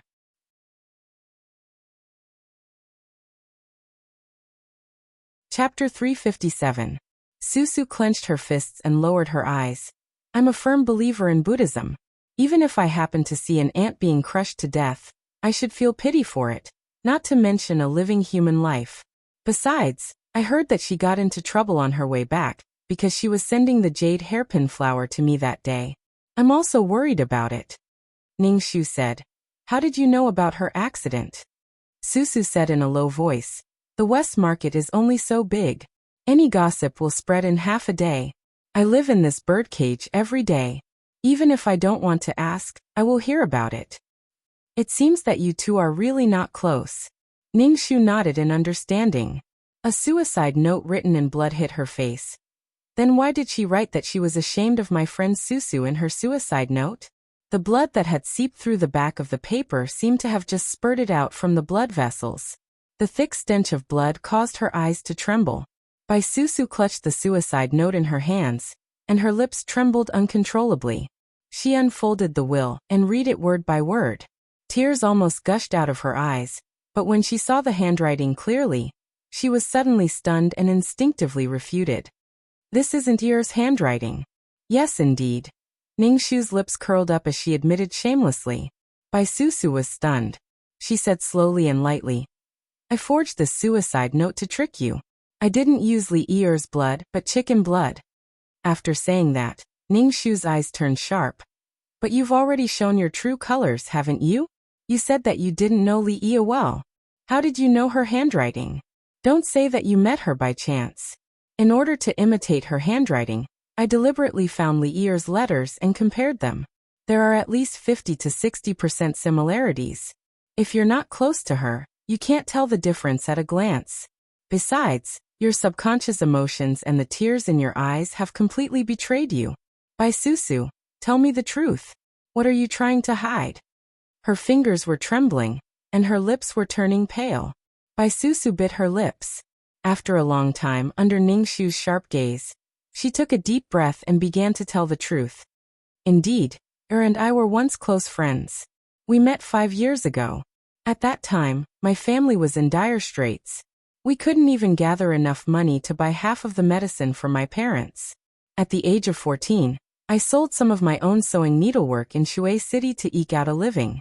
It was there that I met the 11-year-old heir, who had been kicked out by her father to sell flowers. She was a good girl. I could not bring myself to set up a stall in the beginning, and often I could not even sell a pair of soles in the evening. It was Air who carried her little basket of flowers and shouted loudly for me along the street. Although the circumstances of our families were different, in the end, we were in the same boat, so we gradually became the best of sisters. She knew that my parents were seriously ill and needed money. She often risked being scolded and beaten by her father to secretly give me some copper coins. I am very grateful. However, a cup of water cannot save a burning cart. Later, my parents' illness could not be delayed any longer, so I had no choice but to sell myself to the brothel. A brothel is not a place for a good girl. Wanted to visit me many times, but I rejected her flatly. It was because of this that I gradually lost contact with her. Before I entered the brothel, I only begged her for one thing: visit my parents occasionally when she was free. Not only did she agree, but she also did a good job. She often brought food to them, and talked to them to express her comfort.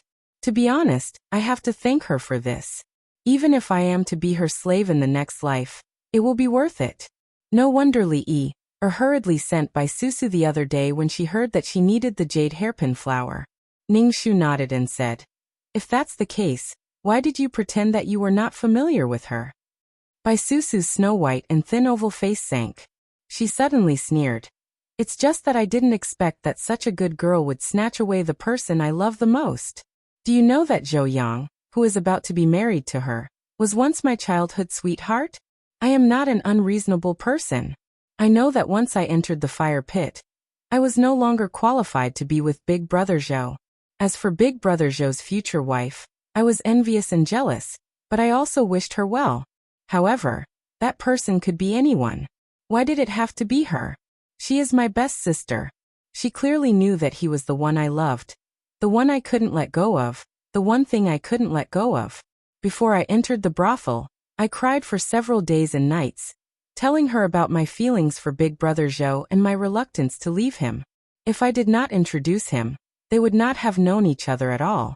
However, I did not expect that after I entered the fire pit, the person I cared about the most would be together behind my back. I only knew about it when they were engaged. Lady Ning, what do you think this is? Is this not betrayal?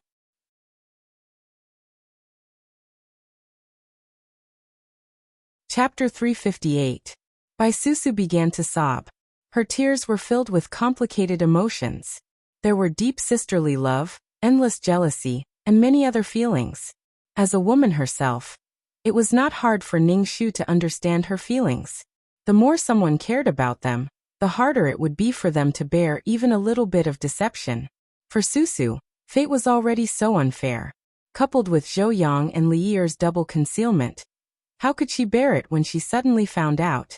Ning Shu slowed down and said, "So you want to take revenge on them?" Bai Susu denied. "I didn't do it. Although I hold a grudge against them, I'm not that vicious. Since you found out about me, you must already know about my background. There's no need for me to hide it anymore. The source of my family's tragedy can be said to be that bastard. I did want to kill him. That night, I even prepared the golden hairpin to stab him to death. I wanted to kill him when he wasn't paying attention. But that bastard was too alert. He noticed that I put my hand under the pillow and slapped me. He even kicked me a few times before pushing the door open and leaving. Since he sensed your intention to kill, why didn't he send someone to arrest you? Because I secretly added some drugs to his wine. After drinking it, he became delirious. After he left my room, I was very nervous. I was afraid that he would bring people in to kill me at any time. I thought that when the effects of the drug wore off, it would be the time of my death. I spent the whole night in fear. I didn't expect to hear that he was the first to be killed the next morning." Ning Shu's heart skipped a beat. "So the bone-softening powder in his wine was added by you?" Bai Susu's expression was particularly blank. "What bone-softening powder?" "I added a knockout drug, the most common kind. Sometimes there will be some difficult guests in the brothel. In order to protect ourselves, we will prepare some. You can ask the sisters in the brothel. As for the bone-softening powder, isn't it a rare thing that only exists in the legends? How can a lowly brothel worker like me get it?" Ning Shu asked. "When the envoy left your room, didn't you follow him to take a look?" Susu said. "When the matter was exposed, I was scared out of my wits. I thought my death was certain, so I didn't have the courage to follow." Ning Shu's eyes turned.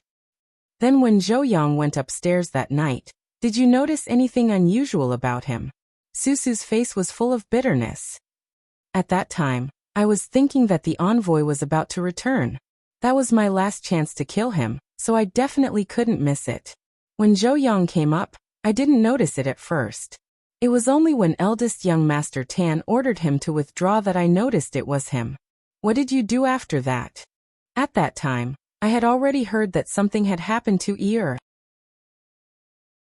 I saw that there was something wrong with his eyes and had a premonition in my heart. I guessed that he might want to take revenge. Although he and Ear betrayed me, but Ear also suffered such a thing, and the resentment in my heart also disappeared. As for me, I still couldn't bear to part with him. Anyway, I was going to die, so I didn't want to see them being lovey-dovey on the road to the netherworld. So I used the excuse of tidying up my makeup to chase after him and persuade him. I thought I had already dispelled his thoughts, but I didn't expect that he still insisted on doing it." After hearing this, Ning Shu briefly fell into thought. Looking at the thin but resilient woman kneeling in front of her, she pursed her lips and reminded her. "Other than that, do you have anything else to say? Let me remind you, if you still insist on hiding something, according to the law, You will be exiled outside the pass and will not be able to enter the capital for generations. At that time, your parents will really be dead. I know. Susu lowered her teary eyes and answered with difficulty. She twisted her fingers and thought for a long time. Suddenly she said, I remember. That night, after the envoy left my room, because he was afraid of me, I collapsed on the ground. Through the door, I faintly heard him say, It's you.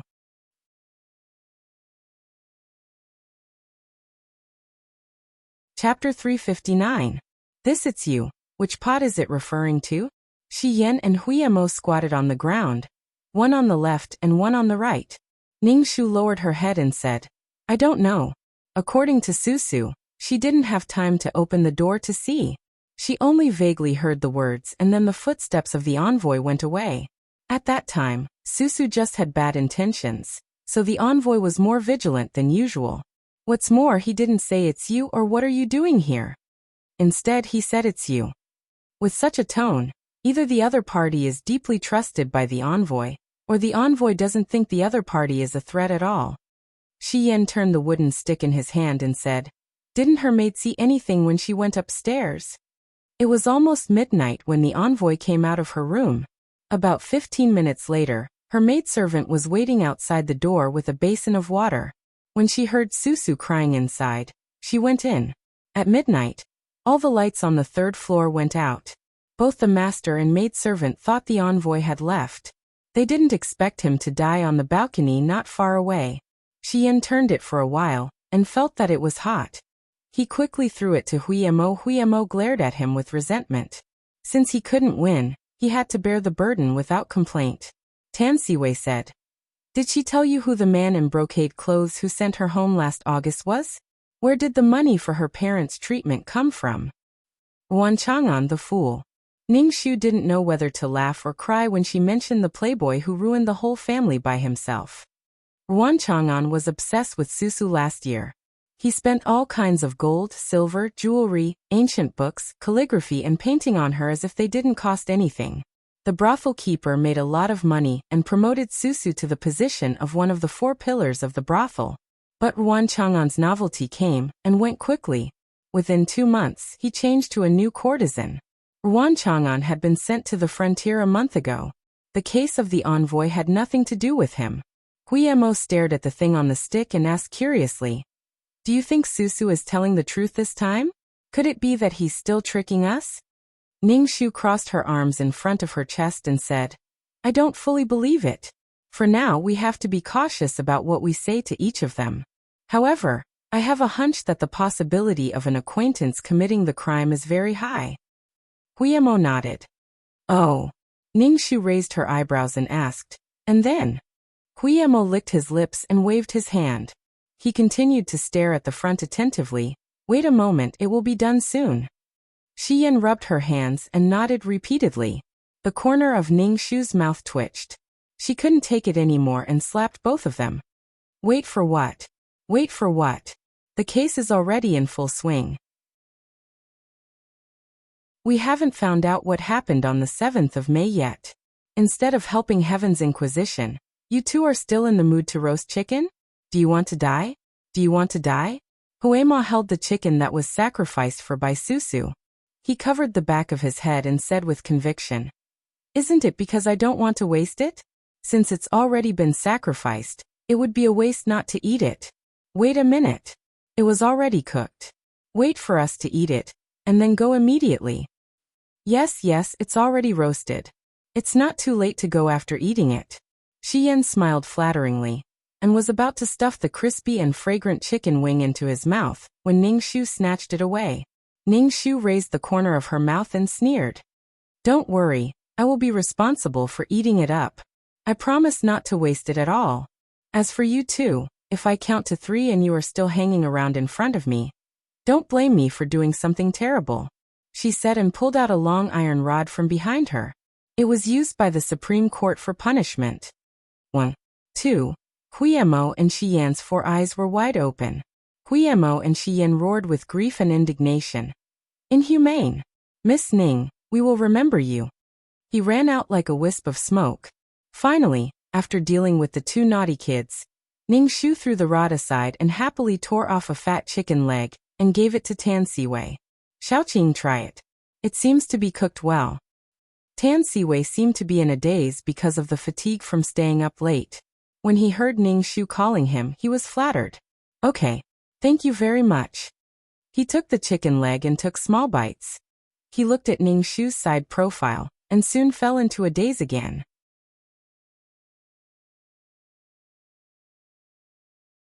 Chapter 360.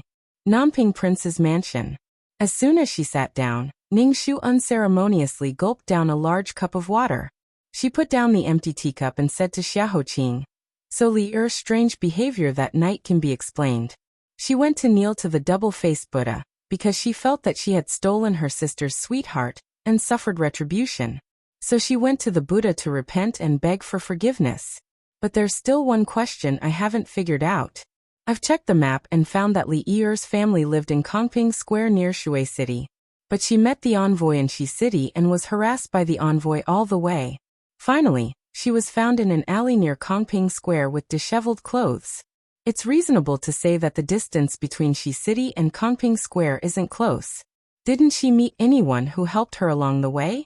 Even if the passers-by didn't want to meddle in other people's business, why didn't anyone find her when there were so many neighbors near Kongping Square? Xiaoqing casually threw a handkerchief to her and said, "I'm afraid we'll have to wait until the 7th of May for all the details to be solved." Ning Shu took the handkerchief and wiped the sweat off her forehead. She nodded and said, "Yes, now we just have to wait for news from Tianwen and the others." Everyone the envoy met after entering the capital is here. Jiuxi carried a large pile of files to Ning Shu. "How did your highness know I wanted these?" Ning Shu looked at the small mountain in front of her and couldn't hide her surprise. She had just stepped into Nanping Prince's mansion and mentioned to Xiaoqing that it might be an acquaintance who committed the crime. In the blink of an eye, Jiuxi had already brought the information she wanted.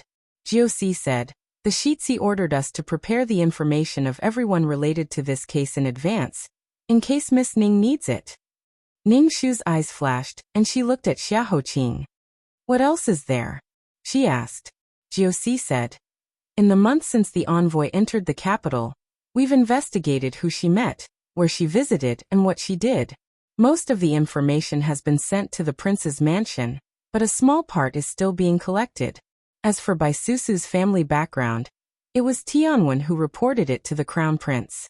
The crown prince spent the night analyzing it before presenting it to Miss Ning." Xiaoqing frowned. "Jiuxi, you talk too much. Back off. I know my mistake." Jiuxi shut his mouth, admitted his mistake, and retreated. For the time being, only Ning Shu and Xiaoqing were left in the hall, along with the small mountain of files between them. Looking at Xiaoqing, who was dressed in a jade-green robe and had long black hair, Ning Shu took a light breath. Her eyes sparkled as she said softly, "Your Highness, you can't." After she finished speaking, she noticed that Xiaoqing's eyebrows moved slightly. Only then did she realize that her words were ambiguous.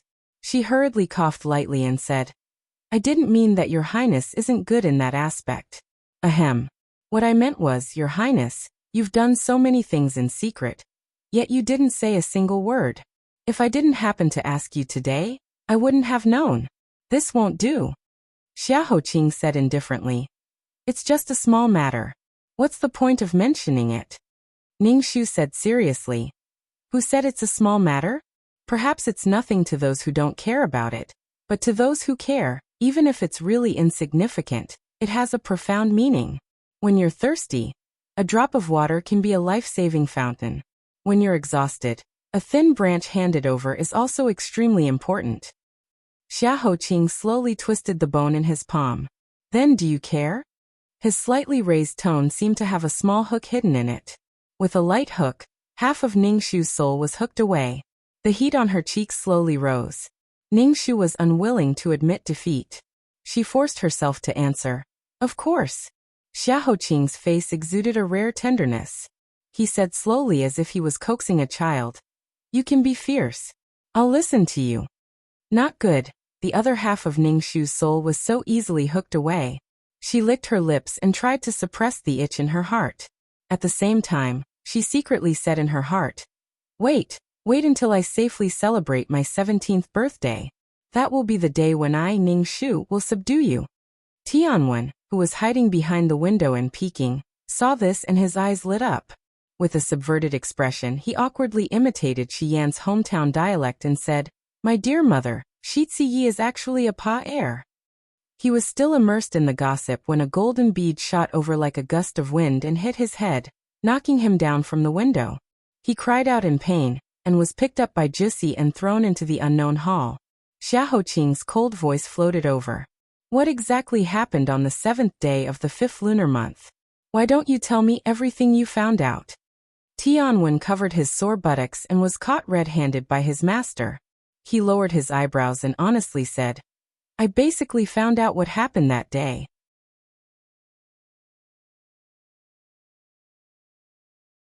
Chapter 361.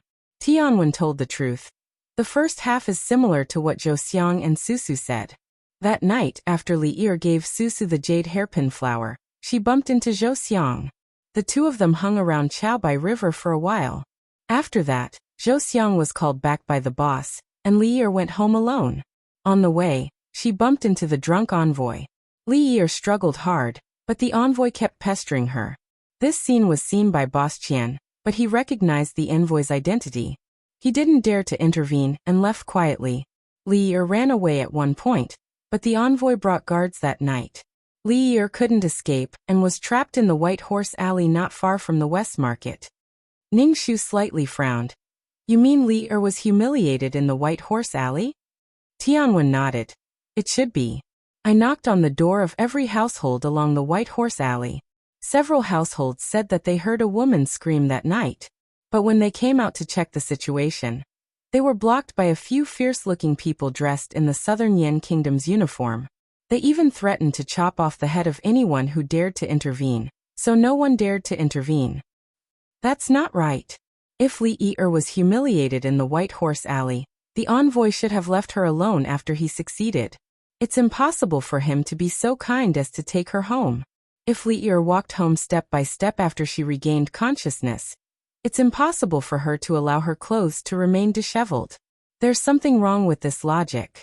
Ning Shu lowered her eyes and fell into deep thought. She said, apart from that, did the witnesses in the White Horse Alley hear or see anything else? There were dogs of the Southern Yan Kingdom blocking the door, so they couldn't see anything. But then they heard a young man's voice, claiming to be the young master of some family. Then there was a dispute. The young master should have been scared away by the envoy's arrogance. Li Er couldn't escape from the envoy's claws. When those bastards from the Southern Yan Kingdom left, an auntie mustered up her courage and opened the door to see which family's young lady was suffering and whether she needed help. A carriage rushed over and took the young lady away. Which family's carriage? That I don't know. After all, no one would stick a big surname on their carriage as soon as they leave the house. However, Auntie said that the carriage was tall and big, and she could tell at a glance that it was rich. She poked her head out to take a look, but she was frightened by the stares of the people who got out of the car. The next day Li Er was found to have fainted by the river and her undergarment was far away. It was similar to what Ning Shu knew. The doubt in her eyes deepened. She really did not understand what kind of role this young master who suddenly appeared would play in Li Er's matter, and even in this case. At the side, Xiaoqing pondered for a moment and said, when will the carriage appear? Heaven's Inquisition said. Auntie said that it should be around 9 o'clock. Xiaoqing called out to Ning Shu. He stood up and said, let's go to Yongchengwai. Ning Shu was somewhat puzzled. Xiaoqing patiently explained. Shi City has always been the most lively in the western part of the city. It is also the place where conflicts and hidden dangers are most likely to arise. Yongchengwai will definitely patrol the vicinity of Shi City every night. If I remember correctly, their patrol route at 9 o'clock happens to pass by White Horse Lane. A tall and big carriage walking in the silent night will definitely attract the attention of Yongchengwai. Therefore, if you want to know which carriage it is very simple to find Yongchengwai and ask. Ning Shu's eyes lit up. Good. Let's go immediately. Ning Shu excitedly followed Xia Hoqing all the way to Yangchengwei. It had to be said that Xia Hoqing was simply a signature weapon that was necessary to solve a case. As long as he showed his face, all the doors would happily open for him, saving Ning Shu a lot of trouble. Ning Shu was still lamenting that His Highness the Crown Prince's face was really good-looking. No matter who she left, she could not leave Xia Hoqing. She did not expect an unexpected answer that almost made her stunned. "What did you say?" she asked again in disbelief. She almost doubted her ears. The imperial bodyguard on duty that night looked at her suspiciously. It seemed that he wanted to say that Miss Ning did not hear him clearly even though his voice was so loud. There were no rumors about her hearing in her prime. However, even if he did not give face to the monk, he still patiently repeated, "I said, that night at 9 o'clock, there was indeed a carriage passing by White Horse Lane. After we asked, the other side took out the token of the Prime Minister's residence. The one sitting inside was the Prime Minister's residence's young master."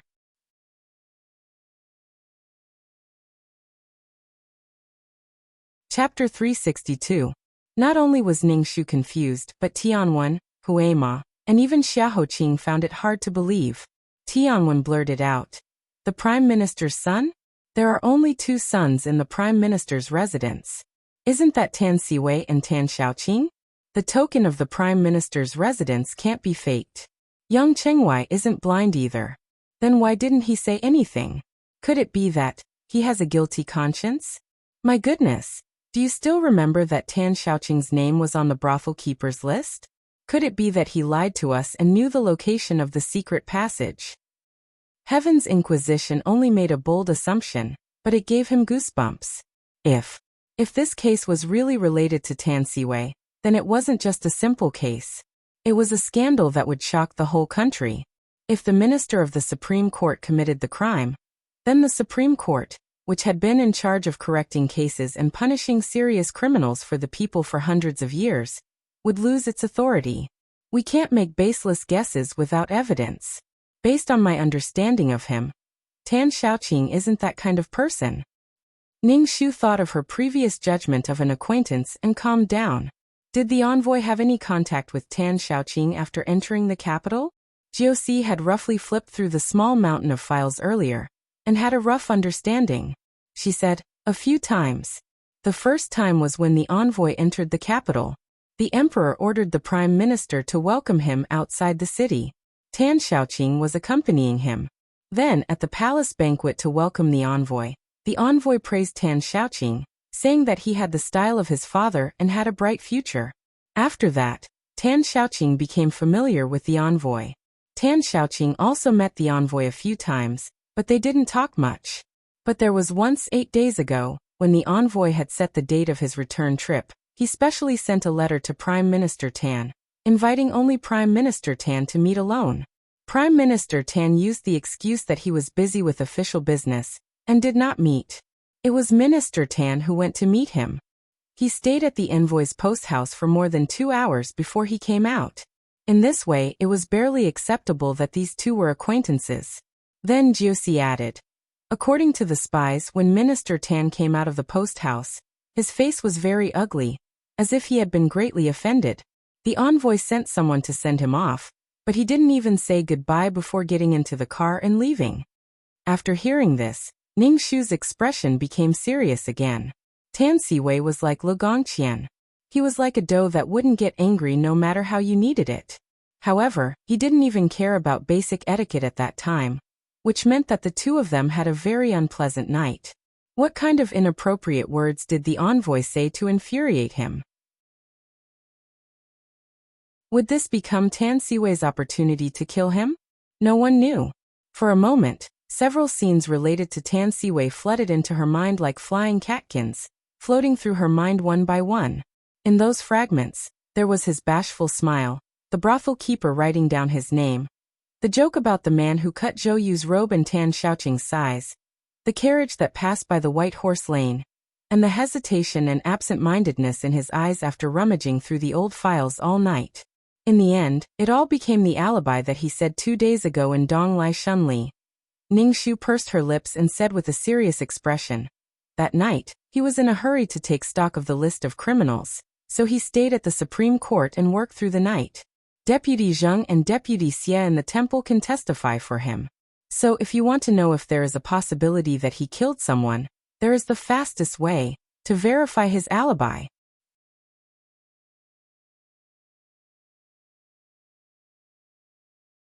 Chapter 363. After leaving the Yangchengwai Yamen, Ning Shu fell into a rare silence, as if she had fallen into some kind of hesitation. Next to her, Shi Yan crossed his arms behind his head and glanced at her. He taunted. "Are you anxious or worried?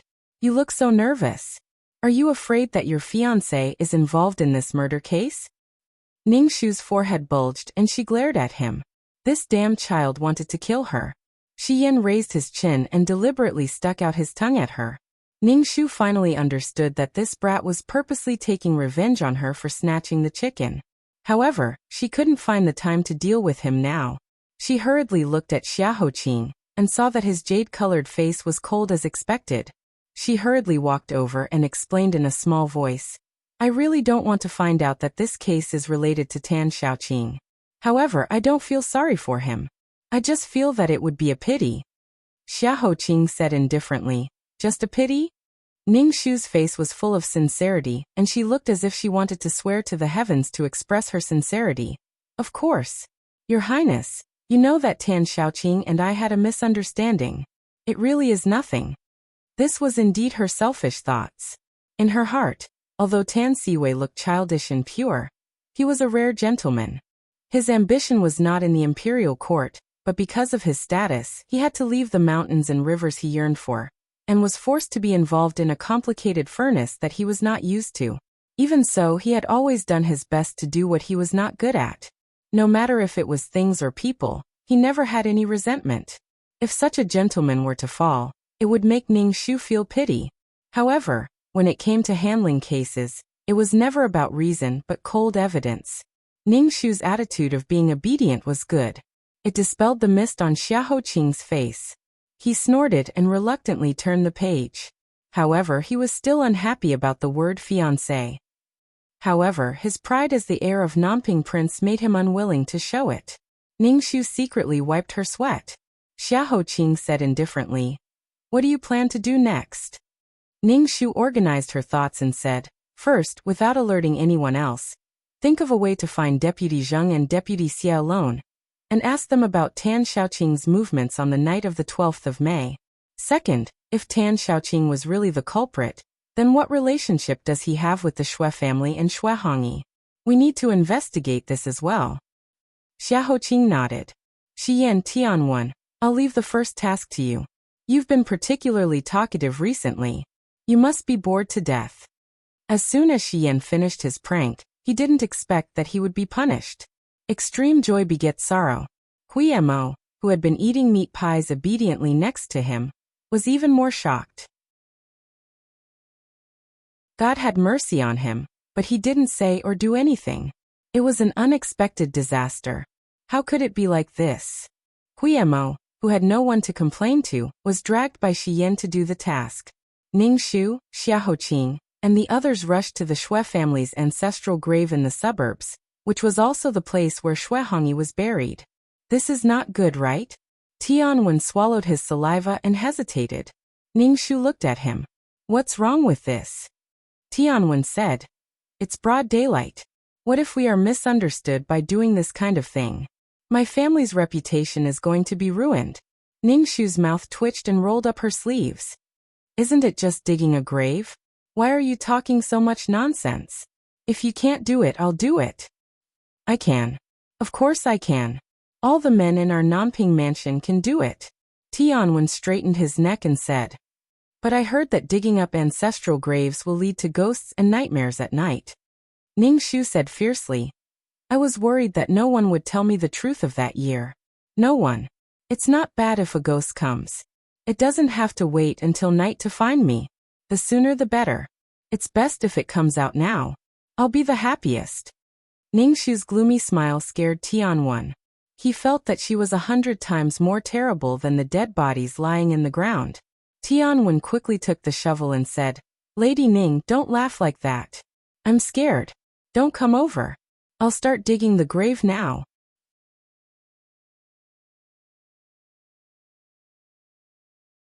Chapter 364. On the other side, Tianwen was sweating profusely with a shovel under the sun. On the other side, Ningxu was leisurely wandering in front of the hundreds of tombstones in the Shui family's ancestral grave. Occasionally, she would squat down to look at something. Then she would get up and continue to walk forward. After she finished walking around the entire cemetery, she wiped her sweat and walked back to the tree where Xiaoqing was resting. She picked up a bowl of herbal tea. Xiaoqing sat calmly under the tree. His posture was relaxed and elegant, as if wherever he was, whether it was a desolate and horrifying cemetery or a luxurious and intoxicating palace banquet, it was no different to him. Ningxu had to admire his composure. After Ningxu drank the herbal tea, Xiaoqing opened his mouth. Shui Hongyi has been dead for more than 20 years. Her body should have turned into bones. Ningxu did not think. I know. Xiaoqing said. Then what do you want to find out by digging up her grave? Ningxu slyly raised her eyebrows. I want to find out if someone will come. Her eyes were as clear as a mirror. She glanced around and bent down to whisper in Xiaoqing's ear. This cemetery is very strange. Although there were weeds in front of the other graves, they were not in large patches, and the grass did not grow very high. Only Shui Hongyi's grave was covered in weeds.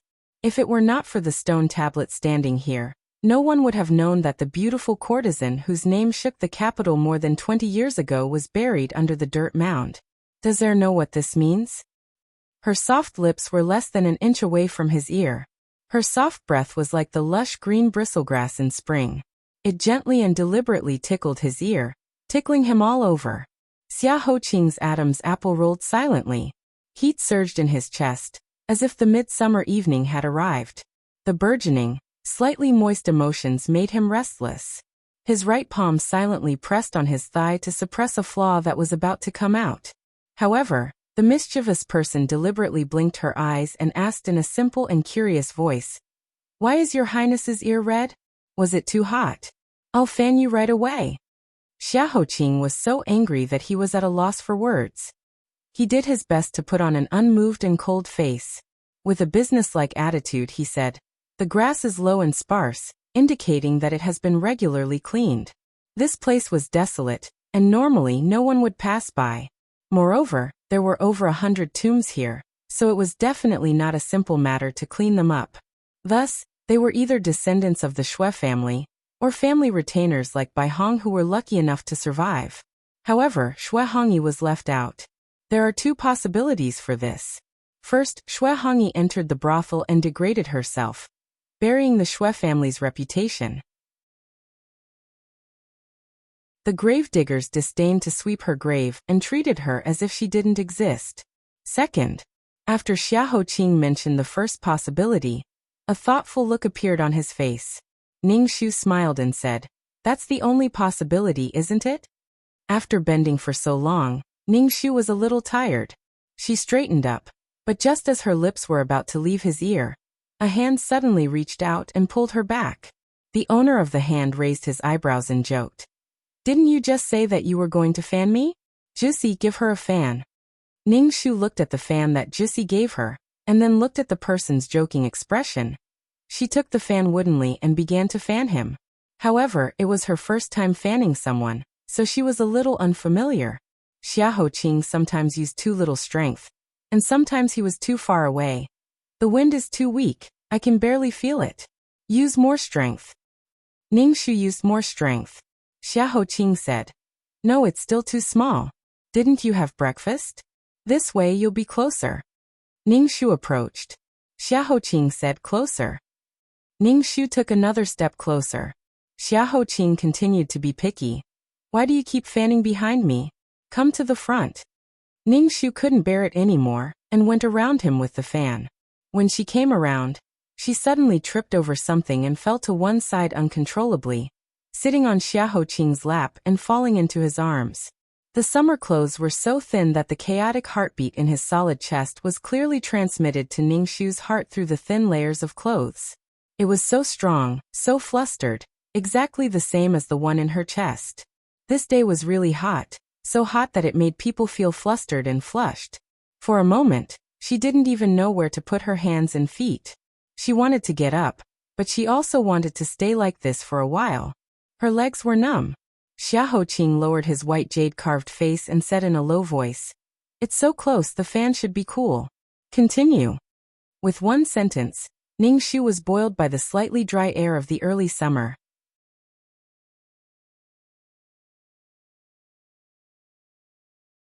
Chapter 365.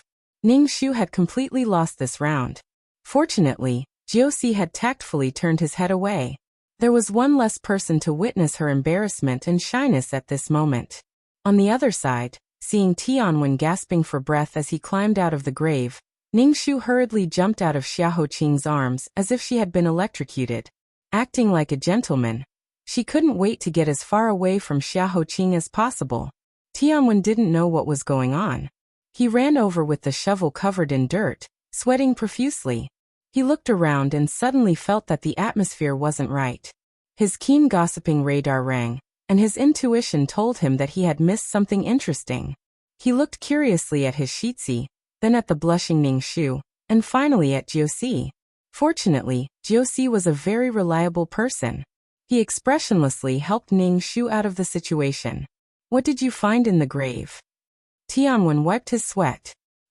There were no funerary objects in the grave. The clothes were all rotten. Other than a handful of bones, there was nothing else. "Lady Ning, why don't you go take a look?" Ning Shu walked over to the open coffin and looked around. Sure enough, there was nothing. The bones had been dried and brittle by the passage of time. Nothing could be found. Ning Shu bowed solemnly to the tomb owner and said sorry for the disturbance. Tianwen curiously asked, "What do we do next?" Ning Shu shaded her eyes with her hand and looked up at the dazzling golden crow wheel in the sky. She mysteriously said, "Wait." Tianwen didn't know what she was trying to do, but since she wanted them to wait, she must have her reasons. Since he was sweaty and tired, it was good to take the opportunity to rest. Thus, the group sat leisurely under the lush 100-year-old tree to enjoy the cool air. They also ate lunch while they were at it. It was already past noon, but the graveyard was still quiet. Other than them, there were no other ghosts. Ning Shu clapped her hands regretfully, waking up Tianwen who was dozing off. She stood up and said, "Sure enough, that person didn't come. Restore the coffin to its original state and bury it back." Heaven's Inquisition rubbed his face in dismay. "You didn't do anything and you buried it back just like that? Then what's the point of all my hard work? Who says it's meaningless?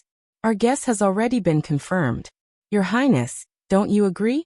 Satisfied to see Xia Hoqing nodding his head in agreement, Ning Shu smiled in satisfaction. But soon, she smacked her lips and said in distress, "But now it's a little difficult to fish that person out. Do I really have to activate my killer move?" Tianwen Hao asked curiously. "What killer move?" Ning Shu blinked and eagerly asked, "Tianwen, do you think it's a little immoral to set fire to the ancestral grave of the Shui family?" Heaven's Inquisition. That's more than a little immoral. This was simply insane and immoral, okay. But in order to solve this case, I have no choice but to be immoral. The ancestors of the Shui family are all loyal people. They know that I'm doing this to solve the current predicament of the Yu family, so they definitely won't hold it against me. In a short while Ning Shu had finished explaining herself and ordered, "Tianwen, light the fire." "What? You're really going to light the fire?" "Lady Ning, if you want to be immoral, go do it yourself. Why do you have to drag me down with you?" In just 20 short years, Tianwen had doubts about life for the first time. He also had serious doubts about his crown prince's vision. A torch was lit. Ning Shu held the torch and walked indifferently into the depths of the cemetery. She stopped in front of the tombstone of the founding ancestor of the Shui family. The tombstone might have once been majestic and solemn, and was revered by thousands of people. But now, it had been eroded beyond recognition by the wind and rain. Only the blurry engravings could barely make out the name of the great founding general. Ning Shu stood in front of the tombstone and looked at it coldly for a while. Then, She reached out her hand and licked the flickering flame on the tombstone that was riddled with holes. The flame spread along the tombstone to the withered branches and weeds on the ground. Just as the fire was about to engulf the entire cemetery, a cold arrow flew over from 100 steps away, emitting a cold light. Ningxu ducked and dodged it as if she had eyes on the back of her head. She shouted at Xiaoqing, "Your Highness, reel in the net."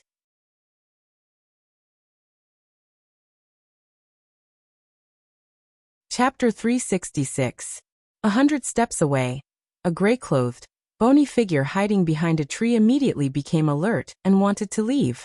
However, the guards of Prince Namping's mansion were even faster. They all flew out from their hiding spots and blocked Grey Mage Lurker's path of retreat. The urn was ready and waiting for the turtle to enter. Seeing this, Grey Mage Lurker clenched his teeth and raised the bow in his hand. 3 sharp arrows were shot toward Xiaoqing. Xiaoqing tilted his head and listened to the wind. He raised his folding fan and knocked down the 3 arrows with the slender ribs of the fan. Grey Mage Lurker quickly changed his target and raised 3 more arrows toward Ningxu. After 3 arrows, another 3 arrows flew toward Ningxu. The arrows weaved into an inescapable net and flew toward Ningxu. She was unable to resist at all. Ningxu was exhausted from running for her life and was unable to dodge in time. Soon, her arm was grazed by an arrow. As it turned out, this move of his was indeed effective. Seeing this, Heaven's Inquisition immediately led his men to protect Ningxu. After diverting a portion of the firepower, Grey Mage Lurker immediately put away his bow and prepared to attack from the loophole. Hearing that, Xiaoqing slightly creased his brows. Holding the paper fan, he was about to stand up when Jiuxi respectfully said, "Lord, let me do it." He took out a heavy blade from the guard beside him, and politely nodded his head toward Grey Mage Lurker. "Please excuse me." Then, he raised the blade and ferociously slashed toward Grey Mage Lurker with lightning speed. This was the first time Ningxu had seen Jiuxi in action, which was completely different from his usual gentle and cold temperament. When he raised his saber, his posture was like that of a ferocious and hungry wolf. He would not let go of his prey once he had bitten it to death. Ningxu was greatly shocked. Only now did she understand why Huimo, Heaven's Inquisition, and Shi Yan, these 3 brats, were willing to obediently lower their heads and acknowledge Jiuxi as their boss. Good heavens, they were simply 2 different faces. Never offend him in the future. When Tianwen saw Jiuxi intervening, he immediately put away his sword and stood aside to watch the show. At the same time, he whispered to Ningxu, "Among the 4 of us, although each of us has inherited some outstanding skills from His Highness, in fact, the one who learned the most is still Jiuxi. This guy worships His Highness like a god. Not only did he learn strategy and martial arts, but he also delved into a particularly domineering saber technique to protect His Highness. This is his secret weapon, which is usually not used easily. Lady Ning, just you wait. In less than the time it takes for 2 incense sticks to burn, you will have him." Reality proved that Heaven's Inquisition was not boasting. Today, they had already set up an ambush ahead of time. On top of that, Grey Mage Lurker's arm was injured 2 days ago. No matter how good his Qinggong was, he wouldn't be able to use it if he were to fall into a trap. Furthermore, he had encountered the dark Jiuxi today. After the time it takes for 2 incense sticks to burn, Grey Mage Lurker fell in front of Ningxu and the others with several saber wounds all over his body. Jiuxi put away his saber and said, "Excuse me." He kicked away the crossbow that could take someone's life from 100 steps away. Then he stepped forward and sealed Grey Mage Lurker's acupuncture point. Ningxu stepped forward with a smile on her face. She removed the cloth covering Grey Mage Lurker's face and looked at his pale and gloomy face. She raised her eyebrows and said, "If you didn't appear today, I might have to continue racking my brains to figure out your true identity. However, since you have appeared today, you have saved me a lot of trouble. Grey Mage Lurker, Xianchen, I have wanted to see your true appearance for a long time. Perhaps I can call you by your second name, Xueran."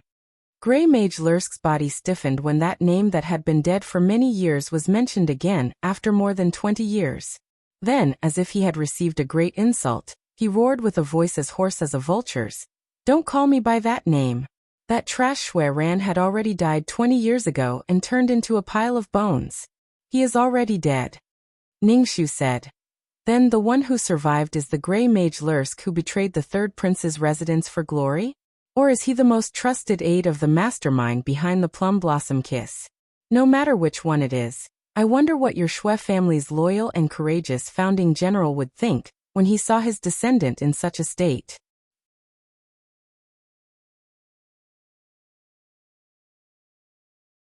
Chapter 367. Is an idiot worthy of being my master? Shui Ran laughed sinisterly. He glanced at Ningxu. You want to trick me into revealing my master's true identity with your clumsy provocation? Little girl, you're too naive. He laughed mockingly. Now that I've fallen into your hands, I'm not as skilled as you. You can kill me or cut me up as you wish. Saying this, he closed his eyes and didn't say another word. It was clear that he didn't want to cooperate with Ningxu. Ningxu was angered by his attitude and laughed. She stood in front of him and said condescendingly, Your father is General Shui, so I'll respectfully call you Major General Shui. Major General Shui, you're really unafraid of death. I heard that the Shui family has been loyal for generations, willing to shed blood for the people. But this time, young general participated in the murder of the Southern Yan envoy, pushing you into a dangerous situation, and also pushing millions of people into the abyss of suffering. Aren't you afraid that the ancestors of the Shui family will be so angry that they'll jump out of their graves? Hit where it hurt, Shui Ran gritted his teeth. Shut up. None of you have the right to say this to me. Anyone with a discerning eye could see the injustice of our Shui clan. However, whether it was more than 20 years ago or now, no one dared to stand out and say a word for our Shui clan. It can be imagined that the Shao family's world is rotten to the bone. Such a filthy country, such selfish and ignorant people. Why would my Shui family protect it? He sneered. It's better to let it be destroyed in my hands. It'll be clean. Ningxu went straight to the point. So you admit that you killed the envoy. I wish that beast had died by my hands, so that I could avenge my blood feud. Unfortunately, that wasn't the case. Shui Ran raised his eyelids and said, You want to use my head to extinguish the anger of Southern Yan Kingdom, to wag your tail and beg for mercy from Southern Yan Kingdom, to protect those ignorant rulers and foolish people? Wishful thinking. If you want to pour dirty water on my head, then show me evidence. Otherwise, even if I have to destroy both of my arms, I will never sign my confession. Ningxu's eyes were as bright as a blade. Do you dare to say that you weren't the one who revealed the location of the secret passage to Zhou Xiang and Donglai a few days ago and tempted him to commit the crime? Even if you changed your appearance that day, your voice and posture cannot be changed. There are plenty of witnesses who can testify against you. Shui Ran had a glib tongue. I was indeed the one who revealed the secret passage, but there are many people who know about it. As long as people have mouths, they can spread it everywhere. I only mentioned the existence of such a secret passage to Zhou Xiang. Who would have guessed that he would seek revenge? I have a conclusive witness. That night my old illness flared up and I stayed in the medical center. The doctors in the medical center and other injured people can testify for me. What about the state of the envoy's death? It's exactly the same as your sister's crime. You're also involved in that old woman's death. Do you dare to say that you didn't intervene? Even if you are not the mastermind, you are an accomplice. My sister's crime shook the whole country. I don't know how many people know about it. This kind of thing can be easily found out by asking around. What makes you think that I am the suspect? As for that old woman, I was indeed the one who killed her. I also peeled off her face with my own hands. But that's because she deserved to die. If it wasn't for her betrayal, my sister wouldn't have ended up like that. Ningxu raised her eyebrows and continued to persuade him. Wasn't that old woman your sister's personal servant? That year, your sister redeemed herself from the brothel to get married. She even redeemed that servant girl. The old people in Shi City all said that your sister and that servant girl Baizhu had a very good relationship. To outsiders, they were master and servant, but in reality, they were like sisters. After your sister committed suicide, she also suffered a big blow and went crazy. What, did she do something outrageous? Ningxu's words didn't fool Shui Ran. He sneered and said, I know what you're thinking, but I'm not afraid to tell you. If it wasn't for that vicious woman, my sister would still be living well in this world, with a large number of children and grandchildren. But because of her betrayal, she drugged my sister's tea, causing my sister to be humiliated by that scoundrel. Her mentality collapsed, and the marriage was called off, becoming the topic of countless people's idle conversations. And that evil woman's conscience was bought over just for 50 taels of silver. You tell me, does she deserve to die?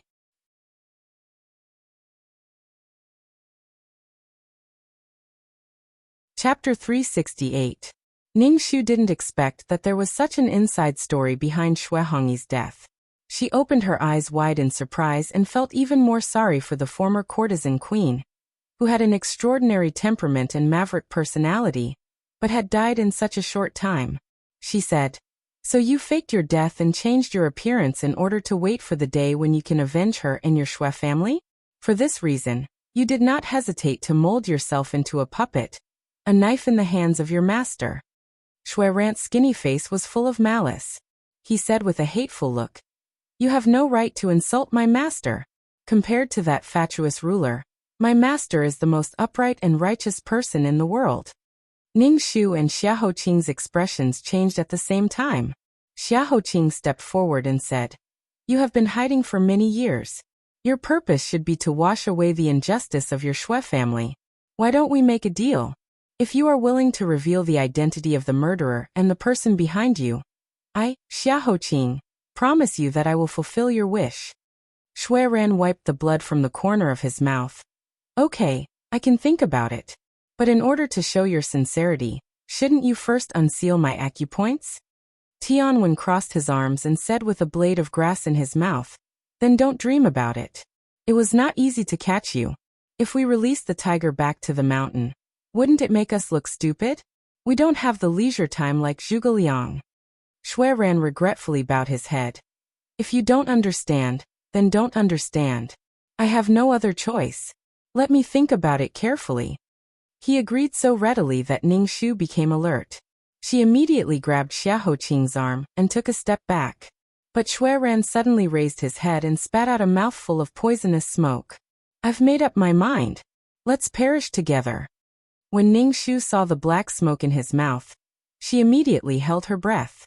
She immediately reached out her sleeve to shield Xia Hoqing, but she was one step too late. Xia Hoqing inhaled a small amount of poisonous smoke, and his originally pale lips turned even darker. He actually felt defeated. His throat surged, and a trace of blood flowed out from the corner of his mouth. He then forcibly suppressed it. Ning Shu looked anxious and reached out to wipe away the blood at the corner of his mouth. Seeing this, Jiuxi angrily swung his heavy saber, chopping off one of Xue Rant's arms and legs. Blood splattered everywhere. But as if he couldn't feel the pain, he laughed maniacally. Rumor has it that Xiaoho is brilliant, but he has lost his 3 senses. That's true. You've inhaled my poisonous smoke. With a person like you buried with me, my trip to the human world has not been in vain. Ha ha ha ha. Master, I've been loyal to you." Accompanied by his maniacal laughter, his body quickly turned black and collapsed at a speed visible to the naked eye. It was as if his flesh and blood were being sucked dry and evaporated. In the blink of an eye, he turned into a horrible mummy. When he fell, his dark and empty teeth still maintained the sinister and crazy smile from when he was alive. But what was even more terrifying was that after his body fell to the ground, a muffled sound suddenly came from the deepest part of the ground. Everyone's footsteps faltered, and they felt the increasingly obvious shaking of the earth from the bottom of their feet. Heaven's Inquisition immediately threw out a rope and tied it to the 100-year-old tree beside him. He shouted, "Let's go!" But it was too late. The ground was torn open like a giant tiger's mouth. The ground shook and collapsed, swallowing the people on the ground one by one. When she fell into the crack, she pushed Xia Hoqing away and toward Jiuxi. In the thick cloud of dust, her body fell weightlessly toward the bottomless abyss below. Xia Hoqing's figure was deeply reflected in her mind. Her heart was full of reluctance, but in the end, it turned into a smile. She said, "Goodbye, Xia Hoqing. I'll go to the netherworld to report first. You're not in a hurry, but you have to take your time."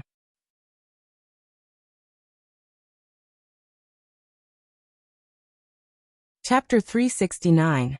She smiled and waved her hand, closing her eyes. She thought that this kind of farewell seemed to be free and easy. It was a pity that she had been wearing men's clothing for the past few days to make it easier to investigate the case. She had died so many times, but this was the first time she fell to her death. Would she fall into a meat patty and be extremely ugly? However, Xiaoqing couldn't see her anyway, so it didn't matter if she was ugly. Thinking like this, she became happy again. Hee, it was pretty good. Father, mother, and little Jier, she would leave them to Xiaoqing. He should be able to protect them very well, definitely better than her. Just as she was about to soar into the sky, a rope suddenly flew down from above and bound her waist. Jiu Si Tianwen shouted in shock, "Air!" Ning Shu suddenly opened her eyes, her jet-black pupils clearly reflecting that moonlight white wind, that cold and arrogant figure, his wide sleeves carrying the wind as he walked towards her like a deity, the black brocade in front of his eyes being swept away by the wind. His jade-white face came closer and closer to her, until he pulled her into his arms. There was another earthquake and the crack above closed again. Jiusi and the others used their weapons to pry open the crack, but in the end, their swords broke and their knives cracked. They knelt on the ground. Drip, drip. There was the sound of something sticky dripping on the ground. After fainting for an unknown period of time, Ning Shu woke up from the darkness. Her whole body was cold, and only the soft warmth below her allowed her to find a little support in this bone-chilling cold. She instinctively moved closer to that precious warmth, sticking closer to it. In the next moment, she woke up and immediately flipped over, opening her eyes wide. Borrowing a ray of light from the crack in the stone, Ning Shu looked at the strangely quiet Xiaoqing below her. She trembled as she reached out a finger to check his breathing. She then leaned down to listen to his weak heartbeat. Ripples appeared in her eyes. "Xiaoqing, are you sick? Do you know that you have been hit by the kiss of the plum blossom, and some unknown poisonous smoke? You could die at any time? Why did you jump down? You lunatic, I don't need you to be a hero. Do you hear me? I don't appreciate it at all." Her mouth said the most heartless words, but the transparent and boiling liquid rolled down from her eyes and merged with the small pool of blood that had accumulated under his body. Even in the face of death, she had never been so flustered before. But now she was flustered. She was so flustered that she was scared to death. Frantically, she tore open his clothes and examined his injuries. She found 2 wounds, one on his right shoulder blade and the other on his palm. When he was falling with her in his arms, he must have first used his hands to support himself, and then used his shoulder blades to resist the rest of the fall. She didn't know how high they were from the ground, but it was enough to shatter his palm and shatter his shoulder bone. The bright red color that was constantly gushing out of his body made his skin pale. It was a ghastly sight. She raised her hand to wipe away the tears on her face and looked left and right. In this unfamiliar underground darkness, she could not hope to find any medicine that could stop the bleeding. She knelt on the ground and carefully searched for a long time, before she found a few withered hay. She took out a match and lit the hay on fire. In order to prevent the dried grass from falling to the ground, she quickly reached out to hold the ashes of the dried grass in her hands. She let the last bit of ash clean her palm. She could no longer feel the burning pain. She didn't have time to care if her palm was burned or not. She grabbed the precious ash and carefully applied it to his wounds. Then she turned around to take off her outer robe, and tore a clean cloth from her inner robe to wrap his wounds. After doing all of this, she half dragged and half carried the unconscious Xiaoqing to a clean large rock. Feeling his breathing become a bit weaker, the fear in her heart once again raged. In front of her, this person had always been proud, strong and omnipotent. Even when he was poisoned and couldn't smell or see, he had never lowered his proud head. She never thought that he would have a time when he was this weak. Tears once again filled her eyes. She forcefully bit her lower lip and held this person in her arms. She kept rubbing his body, his limbs, trying to get rid of the paleness on his lips and the coldness on his body. However, it seemed to be in vain. She fiercely said, "Us women are the most heartless. Once a lover dies, we can turn around and find a new one. You better wake up soon. Otherwise I won't care about you. Do you hear me?"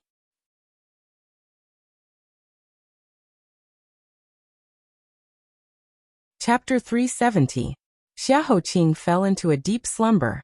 His lips, which had been pale and bloodless in the first place, turned dark as time passed. Ning Shu could feel that other than the 2 heavy injuries on his body, he was also suffering from the poison. The unknown poisonous smoke was taking away every bit of warmth from his body in an extremely tyrannical manner. But she had no other choice. She did not know where this damn place was, and she did not know how to get out. She only knew that she needed fire. A lot of fire to warm his body that was getting colder and colder. There were some withered branches around her, but they were all soaked in the damp underground. She tried everything she could but could not light them up. She could only throw them to the side in annoyance. She had already taken off her outer robe and wrapped it around his body, but it was useless. The thin layer of robe could not stop his body temperature from dropping.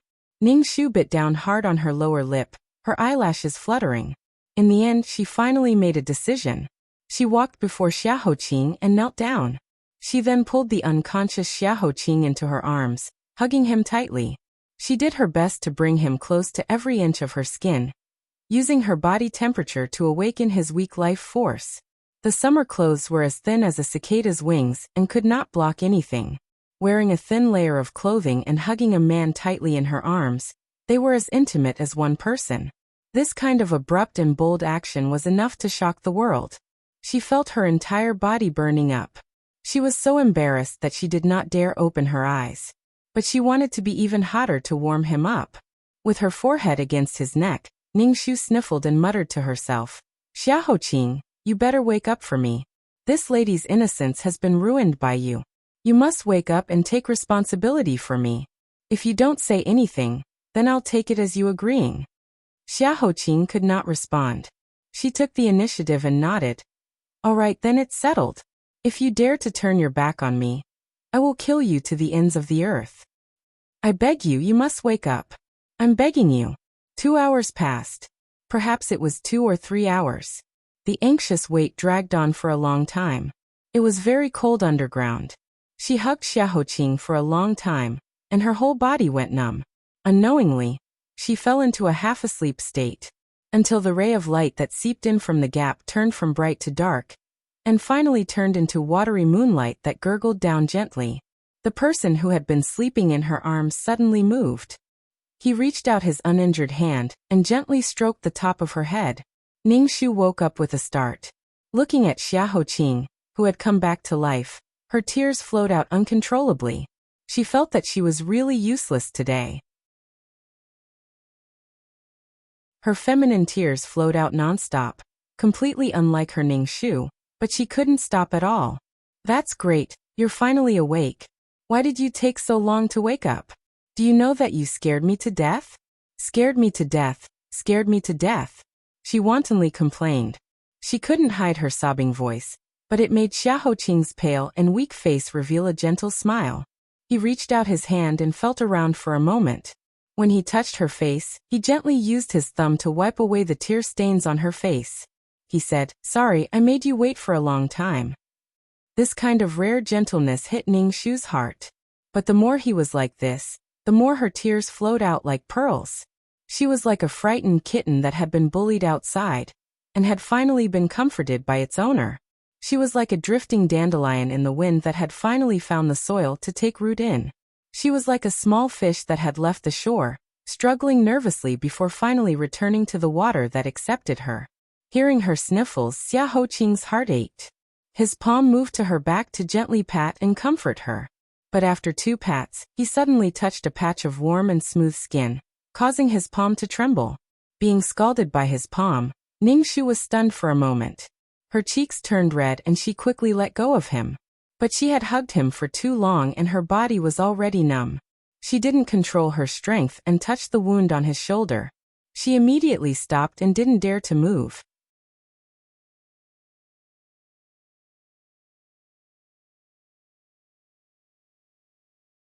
Chapter 371.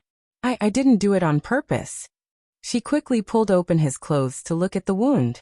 Seeing that there was no blood on the cloth, she let out a sigh of relief. The next moment, she noticed the surprised expression on his face. She reflexively retracted her hand, not knowing what to do. Previously, He had been unconscious. In order to check his wound, she would pull off his clothes every once in a while. She had gotten used to it and had forgotten that he had woken up. Ningshu's face was so hot that it was about to emit smoke. What kind of storms and waves had she not seen before? At this moment, she was dumbstruck. She was too unreserved. No, it was more than unreserved. Not only did she take the initiative to throw herself into his arms, but she also touched him all over. She was simply like a female rogue. Ningshu closed her eyes in despair. She wished she could faint on the spot and become a coward. That would be better than now. She didn't know how to face Xiaoqing and the current situation. Fortunately, Xiaoqing was not much better than her. Although he couldn't see anything, when he had just woken up, he had felt every inch of her pressing against his body. Just now, his fingertips had inadvertently touched something warm and smooth. And at this moment, the softness in his arms had all been real. The heat in his chest uncontrollably surged up, causing his throat to roll slightly as a faint blush appeared on his jade-colored face. If it wasn't for the dim light and the fact that Ningshu was utterly defeated, he was afraid that she would have already seen it. His back was injured, so he couldn't lie down. He also didn't have the strength to lean against the stone. Ningshu could only carefully support his shoulders and help him lean against her legs. Even so, this position was still too intimate for an ordinary man and woman. But in this emergency, there was no way to pay attention to the so-called etiquette. Ningshu coughed lightly and awkwardly changed the topic. When the crown prince was unconscious, I used the blurry light to look around. About 10 feet away from us was a sword tomb. On both sides of the sword tomb were dozens of bloody armors holding swords. There were scarecrows inside. Behind the sword tomb was a memorial tablet, and under each memorial tablet was an urn. If I'm not wrong, this is the real ancestral tomb of the Shui family. And what's above is just a smokescreen to deceive others. I don't know what method Shui Ren used to open the mechanism here. His goal is very simple. He wants to trap us here until we die. Xiaoqing, you said that a beam of light leaked through the crack. Then, is there a way for us to use that crack to transmit our location? Ningshu looked at the unreachable gap inside. That gap is very far away from us, and it's empty and stuffy here. The air is thin, so no matter how loud we make, we'll be stuck inside and can't get out. Your Highness, you're so badly injured. You don't have to think about this for the time being. Rest a little more. As long as you're well, we'll definitely think of a way to get out. Since the ancestors of the Shui family were able to bury the ashes, armors, and weapons of the previous generations, it meant that there must be a way out. When the sun comes out tomorrow and the light is brighter, I will carefully search this place again to see if I can find any hidden mechanisms. Xiaoqing's expression was indifferent. I slept too much during the day, so I'm not sleepy for the time being. Moreover, after I die, Ningshu remembered his theory of after death, there will be plenty of time to sleep, and felt a pain in her heart. She interrupted him and smiled. Then I'll have to trouble your highness to analyze Shui Ran's actions with me. He clearly came prepared for revenge this time. The person behind him is the mastermind we've been investigating. There's no doubt about this. 21 years ago, when Shui Ran was only 13 years old, he was taken away by that person using the golden cicada shell shedding technique. He was tamed and trained to become his knife to kill people. I have a feeling that Shui Ran isn't the only knife in his hands. After so many years, he has enough time to gather countless people like Shui Ran from all over the country who have a blood feud and have no other way out. He'll tame them and turn them into obedient dogs at his feet. Does your highness still remember what Shui Ran said before he died? He said, compared to that self-indulgent ruler, my master is the most upright and honorable one in the world. The incapable ruler he was talking about was naturally the current emperor. Then who is this righteous referring to? You're tuning in to the Earbook Haven YouTube channel. Don't forget to subscribe and join us on this journey to catch the most captivating stories.